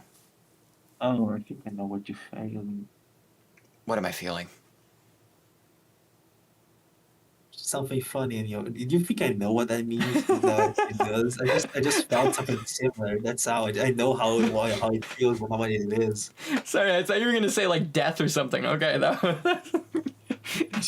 think I know what you're feeling. What am I feeling? What, you think I know what you're feeling? Yeah, you just said. No, I know how it feels, not what specifically what feeling. Should containment be breached, SCP-24's true nature compromised, then the entire compound must be destroyed via specialized demolition charges planted throughout the compound. Damn, okay. Description. SCP-24 is an abandoned soundstage that was once owned by blank. However, SCP-24 itself has been abandoned since 19 blank and is... Huh? 19. I'm saying blank every time you're gonna say. Okay. And it is unknown whether its special properties manifested before or after its abandonment.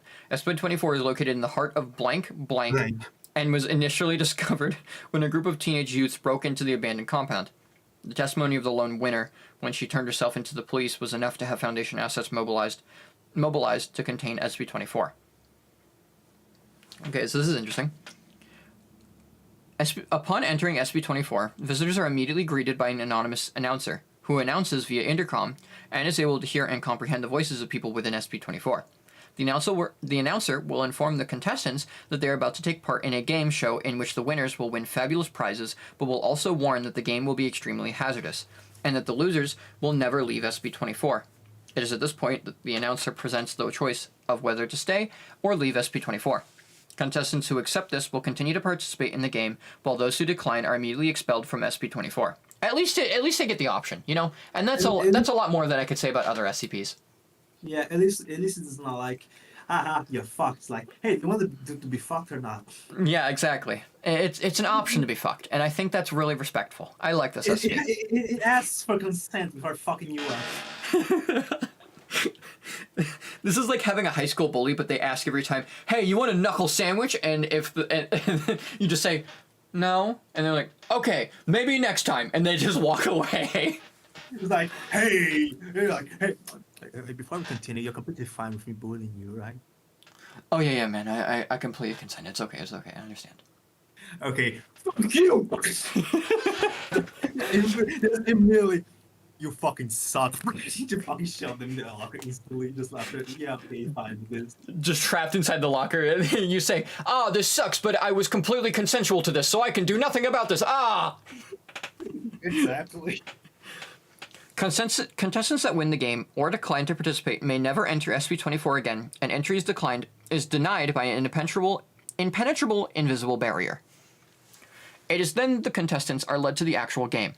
The style, composition, and appearance of the game show always changes in every individual playthrough, but the game is always centered around a long, elaborate obstacle course that the contestants must navigate through. Oh, okay, I win. I just win. Easy. The rules also vary. Some playthroughs may only allow a single winner, while others encourage the creation of teams to win the game. More often than not, the obstacles seen in these games range from incredibly benign to extremely hazardous and life-threatening. As the contestants attempt to negotiate the course, the announcer will continuously update their status and actively participate in the game, often giving advice, conversing with contestants, and adding new rules. As the game progresses, the obstacles become significantly more dangerous and difficult to overcome, and it is not surprising that the entire pool of contestants succumb to the rigors of the obstacle course. If such an event happens, the announcer will express sadness at the lack of a winner, and SCP-24 will shut down, resetting only when a new patch of contestants enter. This is kind of fun. I actually like this. This is fun. This is one of those SCPs that I would kind of like willingly do. I may die, but it would be a fun death. Yeah, if it's like, if you were a Class D, this is one of them you would try to get. Yeah, this is. Into. Yeah, this is one of those SCPs where you hope that in your like circuit of being a D class you get to go to because it's like fun. This is like having to go to SB999, right? Where it's like, okay, this is just fun. This is pleasant. And then right afterwards you get sent to 173. Yeah. At least this one you have the chance of doing something fun before you die, not just getting easily teared apart by a giant cannibal man. Exactly. Also, I imagine that the announcer is Kane from the Amazing Digital Circus. Welcome to your fucking death! I think that would be really fun. It doesn't even, maybe not either, just the entire showman act. Yeah, just a showman act. I mean, yeah, I guess, but the idea that it's Kane makes it more fun to me. Yeah. And he got into the circus. Yeah. This was his job. He was SCP-24, and then he got sent to the circus. Yeah, no, there's a different showman. It's just Kane, but slightly younger voice or something like that. Any attempts to break the rules, such as assaulting other contestants and deliberately bypassing obstacles, are met with extreme violence. The announcer will call out the offending contestant, who will be quickly and forcefully ejected from the course by studio guardians. These studio guardians will immediately materialize within SCP-24 when called upon the announcer and disappear when not needed. The contestant will never be seen again. Oh, okay. Oh. Wow, okay. When a winner is Like, take him to Detroit. No, not Detroit. Basically, send his ass to Brazil. hey, Phoenix. Yeah. I was a participant in SCP-24. I was actually named Johnson Smith, and I fucking broke the rules, and he sent me to Brazil and gave me a new identity. Haha, that's a really funny joke. That's really funny, Maniac. We're gonna Please continue get reading me now. out of here. Please get me out of here. That's a really funny joke, and I'm very happy that you're making such a funny joke. But we're gonna continue reading the SP article now. Lord. Maniac lore. Maniac lord. When a winner is declared, he/she will receive a random grand prize. Any contestants that have survived the course but failed to win are immediately declared losers by the announcer. Oh, okay. The lights will switch off, and the winner will immediately appear outside of SP-24 with his/her prize, while the losers completely disappear. Again, awful. However, the most mysterious aspect of SP-24 is that after every game, a VHS tape or DVD will appear in the mailbox outside of SP-24's main entrance. This is cool. This recording is a complete record of the entire game that was previously played, even though winners have claimed that they had never seen any cameras or recording devices inside SP-24. Also, more strangely, a live studio audience can be seen in the background cheering on the contestants. Again, winners have claimed to not have seen a live studio audience while inside SP-24. Part of editing is on my side, bitch. I can imagine that the live studio audience is also like one from like early Gran Turismo, where they just look like cardboard people. No, they don't look like cardboard people. They're just straight up cardboard cutouts. So like I'm straight up a whole Ronald McDonald cardboard cutout. I know exactly what you're talking about. There's just Cool Dan in the stands, and he's just like the most white guy ever, but he's a cardboard cutout, and he has like a speaker in his chest. Yeah. And there's a button that just says "Woo, yeah, woo." Yeah. Addendum 1.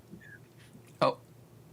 But like actually, but like varying degrees of quality of for the audience. Like some of them 3D models, others are just people. Some are cardboard cutouts, like just fucking those Monopoly pieces. Yeah, I know. Yeah. And then like their audio quality also differs. Some of them are like really bit crushed and like grainy, and other ones are like super crystal clear. Yeah. It would also be kind of interesting, and I think this would be cool, and I don't know if they say this later or not, so this is speculation, but the people that disappear and are never seen again end up as part of the live studio audience. True. Addendum 1. So far, the list of prizes awarded to winners has included, but not limited to, cash prizes, electronics, various consumer goods, cars, collectibles, full paid vacations to various countries, data expunged. Oh wow, that was a really good prize then. Yeah. Just It was open your so mailbox and it's man-made horrors beyond your comprehension. Oh, that's gore. That's gore by comfort.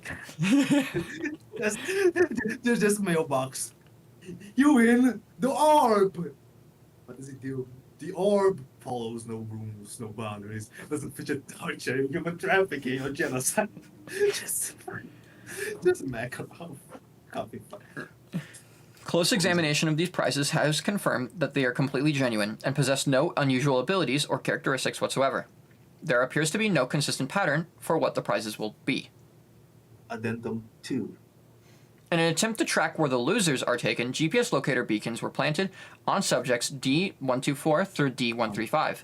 When group D245 was sent into SV24, when the losers were taken away, all signals from the beacons were lost. Whether this is because the beacons were destroyed or because the losers were taken to an unknown area that cannot be located via GPS is currently unknown. Addendum 3. The announcer living within SV24 appears to be sentient and aware of events that take place outside of the compound. During the test of Group D523, which consisted of only Dr. Blank, the announcer instead engaged in a conversation with Dr. Blank. Woo! We got Dr. Blank back! We will always be happy that Dr. Blank is back. Remember, every time Dr.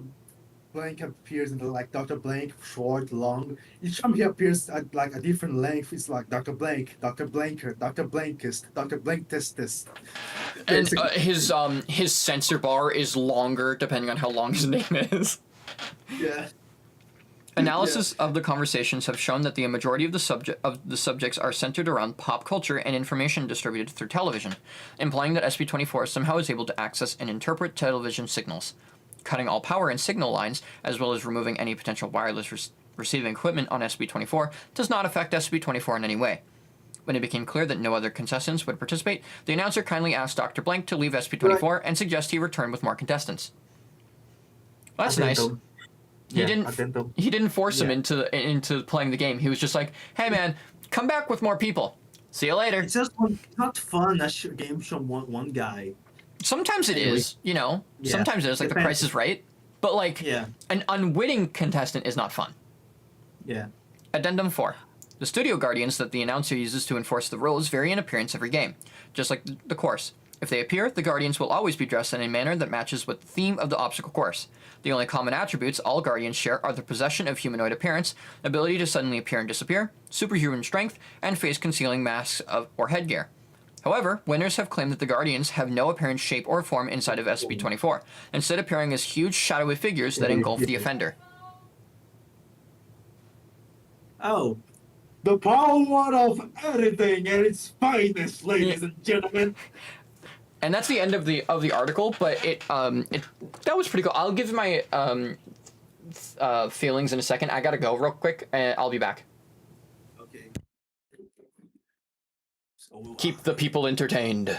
Oh. Tell them jokes and do magic tricks, or I don't know, whatever you do. Fuck! I just realized I'm seeing the Discord on the fucking Chrome. That's why there's no fucking sound thing coming out on the fucking thing. Okay. Let me jump. What do I do? It's just me. It's just me. It seems there's like one person. I think that person is me. Let me refresh the stream so it seems if it's actually. Yep, it's just me. Well. Do you see Banana Man hopping over on the white hot sand? Here it comes, waves for me. Freshly taken from Banana Man, me want a ton. Give me double one, I've done us one. Give me more for all my friends. This banana show never ends. Do you want? Yep, it's just me now. It's gonna take a while, isn't it?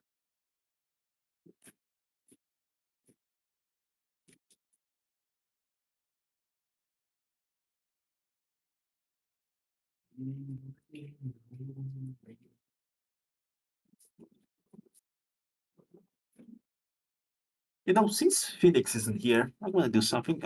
Since she isn't here and just me over here, I'm just gonna read a random ass SCP-1 thing, since there are like thousands of them. Just a random one. Is let's see here.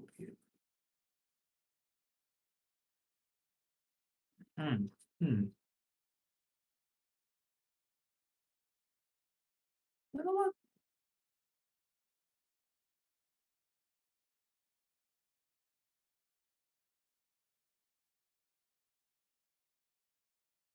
Yeah, okay.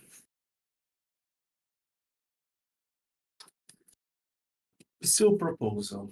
A message from 05-1.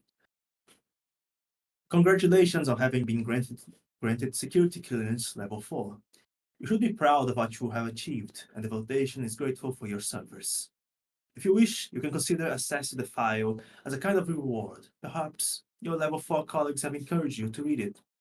Or perhaps you've been hit by your own curiosity. I know that looking for SCP-1 was the first thing I did when my clearance was upgraded. You have realized already that SCP-1 is not like most other files. Think of it as a collection of mementos. What are we doing here? What are we doing here? I'm just reading a random SCP-1. Oh, okay. Which one? Source proposal. Which one is that? It's a message from 05. Oh, okay. I don't know that one actually. I haven't read that one yet. I've read a couple of the 001 proposals, such as the computer that eliminates SCPs, and a couple others. I think When Day Breaks is one of them, right? Yes, it is. Yeah, I've read. I haven't read fully that one. I've only read a little bit of it. I know I've read another 001 proposal, but I can't remember which one. But yeah, I don't find most of the 001 proposals to be that interesting.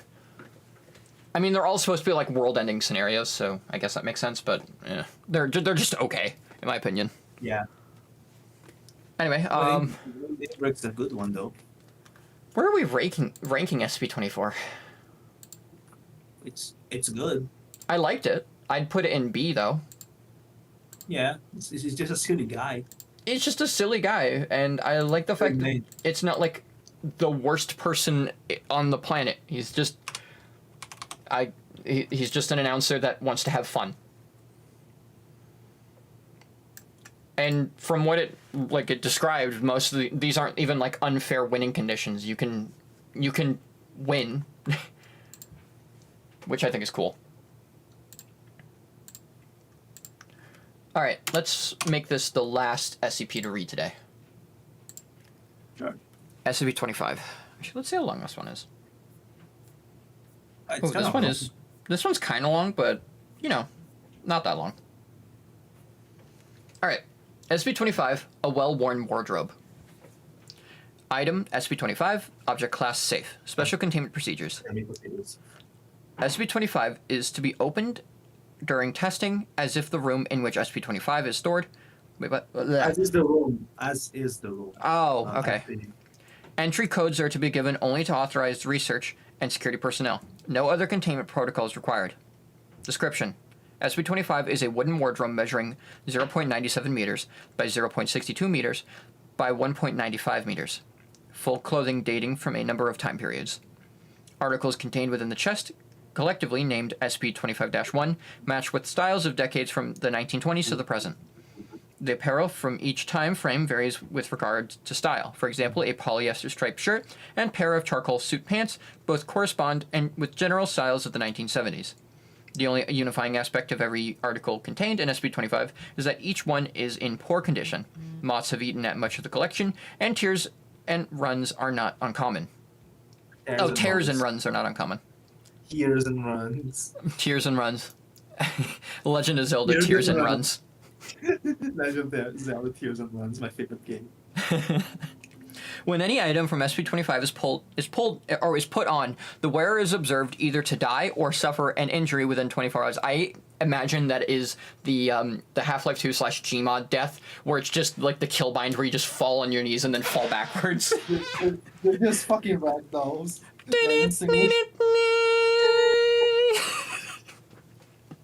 The cause of death or injury in these instances is invariably linked to the aforementioned flaws in the clothing, but only ever appears to be an unrelated incident.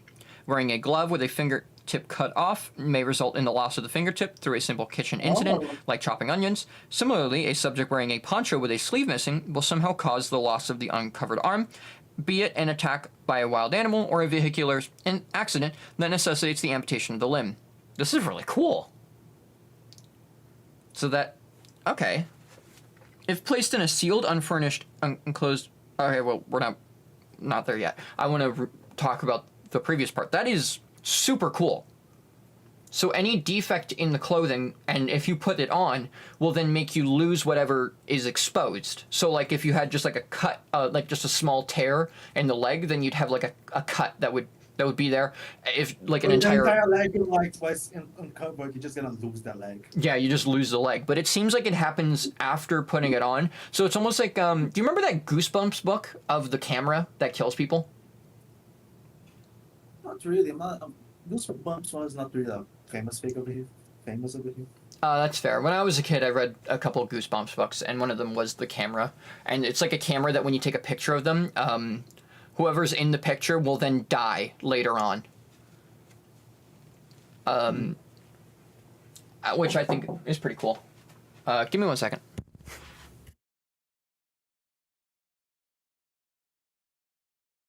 Somebody knocked on her door.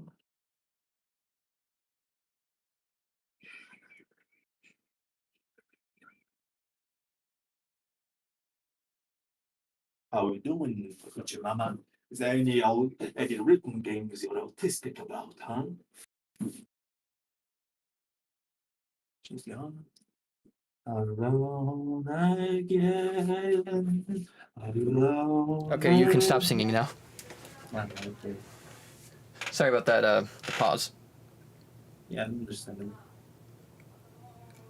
So they die after 24 hours of the injury that they get. So that's pretty interesting. Within 24 hours. Yeah, within 24 hours, they will die of whatever injury they have happened. No, they will or either suffer an die injury. or- Yeah. So if they just have a cut in the glove, then they just lose the fingertip, and they can possibly live through it. Okay, Yeah. that's cool. If placed in a sealed, unfurnished enclosure while wearing an item from the chest, the wearer will either seemingly spontaneously contract a flesh-eating disease that begins in the areas not covered by the clothing, or suffer the failure of an organ located beneath an imperfection on the article. Diseases arising from such incidents may or may not be contagious. No study has been successfully undertaken due to the speed at which the strains observed run their course. Recommended that, if possible, samples of the disease be taken to lab for possible weaponization. Weaponization? There's never been an article that we've read so far where they've thought about weaponizing something, so that's interesting. Following an abridged testing log of SCP-25, more thorough testing will accompany the declassification of the document in its entirety. Wow. Entirety. Declassification entirely of the document. Jesus, this is like a full-on military thing. Test log SCP-25, Section 1. Subject. D778, a 42-year-old white male. Article. 1940s era white tuxedo. Imperfections. Torn seam in left shoulder. Test results. Subject was allowed free roam of the halls under Agent Blank's supervision. Blank. For approximately 45 minutes, nothing eventful occurred. However, at Blank, blank, blank. security tapes and eyewitnesses indicate that D778 appeared to make an attempt at attacking Agent. Blank. He in turn overcame the subject with a knife, causing an inch-deep gash in 778's left shoulder precisely at the point where the tuxedo seam was ripped. Test halted. Subject later terminated. Subject. D690, nice, a 26-year-old white male. Article. 2004 Boston Red Sox baseball cap. Imperfection. Missing size adjuster and back of cap, logo in front partially removed. Test results. Placed in a sealed room with the subject. Placed in a sealed room with the subject was a table on which there was a loaded Jericho Baby Eagle 9mm handgun, a grill lighter, and a hatchet. D690 chose to wear this cap backwards for the test. Potential effects of this decision on the outcome of the test are unknown. Subject expressed reluctance to touch any of the objects on the table for several hours. Food and water were provided as necessary. After 4 hours of general inactivity, subject picked up the handgun and examined it. While holding it at roughly eye level, the weapon discharged into D960's forehead, where the size adjustment band would have been. The round exited the subject near the part of the hat with the missing part of the logo. That's really cool. Indeed. Subjects. D736, a 22-year-old white male. D771, a 23-year-old white male. Article. Burgundy striped sweater vest, dating from 1973. Imperfections. Article seemed to have been partially eaten by moths, several large holes in the front of the sweater. Test results. D736 was asked by researching staff to wear the sweater vest, which he did not under duress. D771 was given a loaded handgun out of sight of the other test participant and instructed to, on a given signal, fire all 6 shots in the direction of D736. After doing so, it was noted that every shot fired passed through one of the holes in the sweater vest, leaving the clothing intact and killing D736. Firearm retrieved, surviving subject transported back to quarters. Wow, that guy was just down for it. He did not object whatsoever. He was like, I am going to live this test, I'm going to kill that guy, and I'm going to get my meal rations. Exactly. I'm a good guy. I'm a good soldier. The good soldiers fall. Looking at the wall. Good soldiers follow orders through. I saw that as a meme with Helldivers where it said major order, kiss your fellow soldiers. D736. Just keep looking at the rabbits. Fucking till the end. Fucking suck. All right, next one. Subject. D771, a 23-year-old white male. Article. Sweater vest from above trial. By the way, all of these have been white men. Just kind of funny. For real, on God.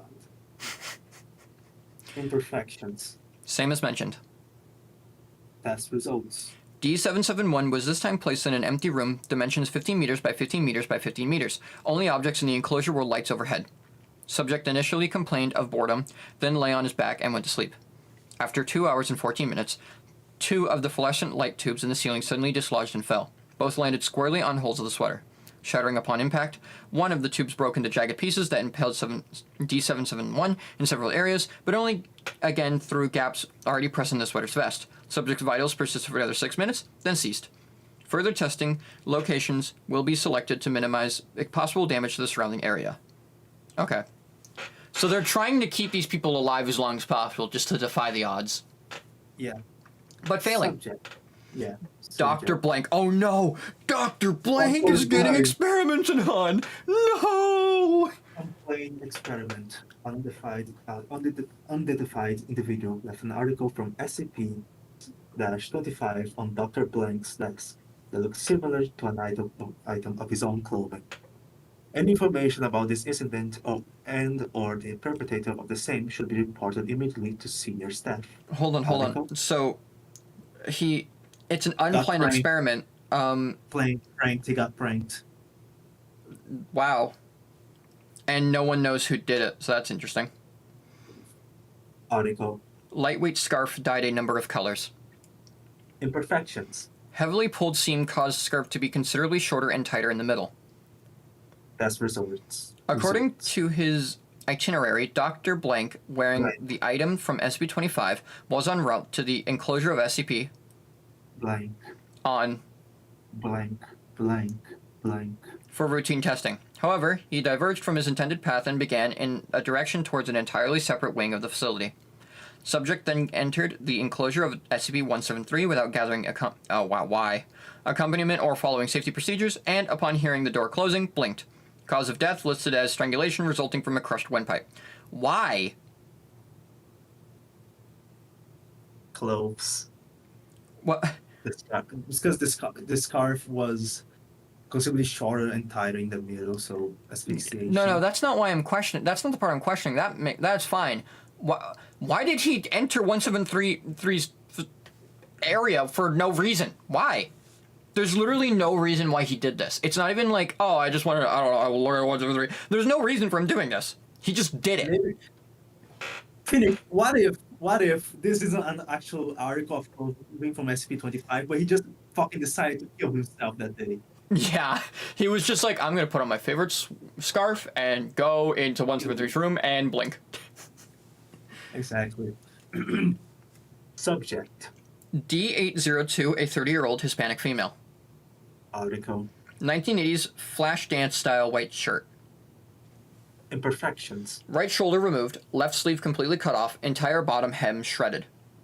Which, by That's the way, one thing. it just sounds like this doesn't even sound like damage over time. This sounds like someone purposely did this to have a crop top. Exactly.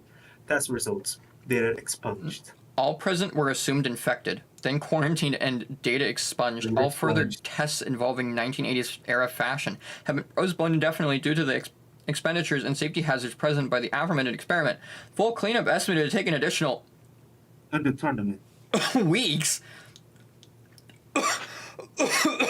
Further testing authorized. Results now awaiting declassification. What? So I'm assuming because it was the 1980s, they all got AIDS. Phoenix. You know the thing that we're trying to weaponize, the thing eating. So I think it was that thing was, but since it was such a large area of effect, it fucking spread out like crazy. That makes sense, but I guess they left the room. But I don't know. The data expunges. This is a moment where a data expunged is really fucking annoying because it just says data expunged and then says all present were presumed infected. They should have just said what happened. Maybe just like she at least tell us what happened to her before the data expunged thing. Yeah, because they say earlier what happens when this kind of thing happens. So why data expunge it here? Why is it also not data expunged earlier? Why is it here? And this actually detriments the article. This is a really cool thing to happen, but like I said before, the other one, it takes away from the article when you do this. Just because it's an SV article, it has to have data expunged everywhere. This should be told to us what happened. Let me see over it. 1980s. I'm assuming, well, because it specifically says 1980s era fashion have been postponed indefinitely, it feels like AIDS to me. Yeah. It's probably AIDS or HIV because they were present doing that, but why? Yeah, I mean, the AIDS pandemic was huge in the 80s. So I guess it would make sense, but yeah, why? This is just lol XD random AIDS. Okay. I mean, there's an easier way to give people AIDS. It's called putting in a fucking bomb in a red mist and then spread it to everyone. Brain rot? What do you mean brain rot? What does anything I've said have anything to do with brain rot? But yeah, that's the whole article, by the way. Yeah. This is a really cool SCP. I just feel like it sort of... It was going full steam ahead. Everything was really cool. And then it just hit a wall. It was going so fast. It was basically going at full steam ahead, but they didn't see the fucking concrete of the wall in front of it and just fucking crashed into it. Yeah, momentum. This has to be a B, right? It was going to be an A, but now it's a B because of the fucking data expunge thing completely removing the momentum.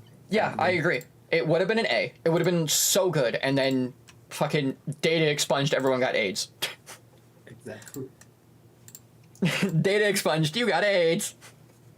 You know the the wrong sulfuric acid. Exactly. Wrong data expunged. Data expunged. AIDS. Oh, you're wrong. Data expunged. You're wrong. Data expunged. Well, this is our ranking for today. It is. I mean, we actually got very far. We did way more than yesterday. Yes, Did we actually? Started on 12. We started on 12 yesterday, didn't we? Oh, today, didn't we? Yeah. So we've done 13, whereas yesterday we only did 9. Or no, we did 10 because we got to 11. So yeah, we get 10 yesterday. We got to 13 today. That's pretty good. Yeah. We're increasingly doing more and more and more and more of them. I think it's because we're understanding that some of these just need to be banged out fast. Like, some of these are just not worth it to really go in depth about. They're just okay. Like, everything in the C category is just meh. Yeah, some of them you don't have to spend like any... And Phoenix, and for what I'm seeing here, it seems that from now on the articles are going to be more in depth from what I'm seeing. So that's both a detriment and a positive and a negative, because they're going to take longer to rank now because they're going to go into more detail. I'm happy about that, though. That's like a good thing, because it's because whereas some of these have been a detriment to having not enough talked about, some of these are just weren't even worth talking about to begin with. Some of these just weren't worth being SCPs, such as the jar, the monster jar, or the monster pot, the pot of greed. It just shouldn't have been written. It just summons... I was pot of greed, but allow me to summon one monster every hour. So yeah, it just wasn't. It just wasn't worth it. So I feel like having them be more in depth is actually better, because then we get more information. Exactly. And it'll make it easier to judge them as well, because the longer they are, the more meat they have, which means the more we can infer a judging off. Because some of these have just been like, okay, that was an easy B. Okay, that was an easy C. Whereas now I feel like we're gonna get into the point where we're going to have to think about it more thoroughly. Yeah. But yeah, that was today's stream. Thank you everyone for joining in and watching this. We've gotten 54 views so far, and that's just through streaming today. That's pretty cool. Yeah. I wish we had more concurrent viewers though, but whatever. I can't complain. People are watching this, and I'm happy about that. Exactly. And like we said earlier, in 20 years, I'll talk like this, and we'll finally get to SCP-3114. And when we get there, instead of talking like this, we're gonna suddenly start talking like this. Yes, our old age is gonna completely reverse, so we can talk like Skeletor. But I think tired of 2114. It's just gone the next time. It's just gone. Tired of 2114. We're talking like Skeletor, and then we just return to be. Oh! Now we're on SCP-3115. No, that's, if we ever get to radical era, we have to talk like old people. Yes. Because it's the old man. Just Yeah, 106. We have to talk like. And the day is the 300th day of doing this. yeah. 303, 500 days in Minecraft, and we're bringing SCP. 500 days of SCP reading. Oh, actually, that's that SpongeBob episode. Day 5, hitting the cowbell. Exactly. The Blue Boy. Time Microwave. That's a terrible name. Hello, Songul. I don't know how to say your name, but we're ending the stream, so I'm sorry. But you can always rewatch this because this is one of those streams where it's better to rewatch anyway. And you should watch the first one though. Yeah. Also, you should skip the BRB times because that's just me alone with my thoughts. That makes people want to watch them, right? Yeah, but most of the time it's just awkward silence. Yeah, fair enough.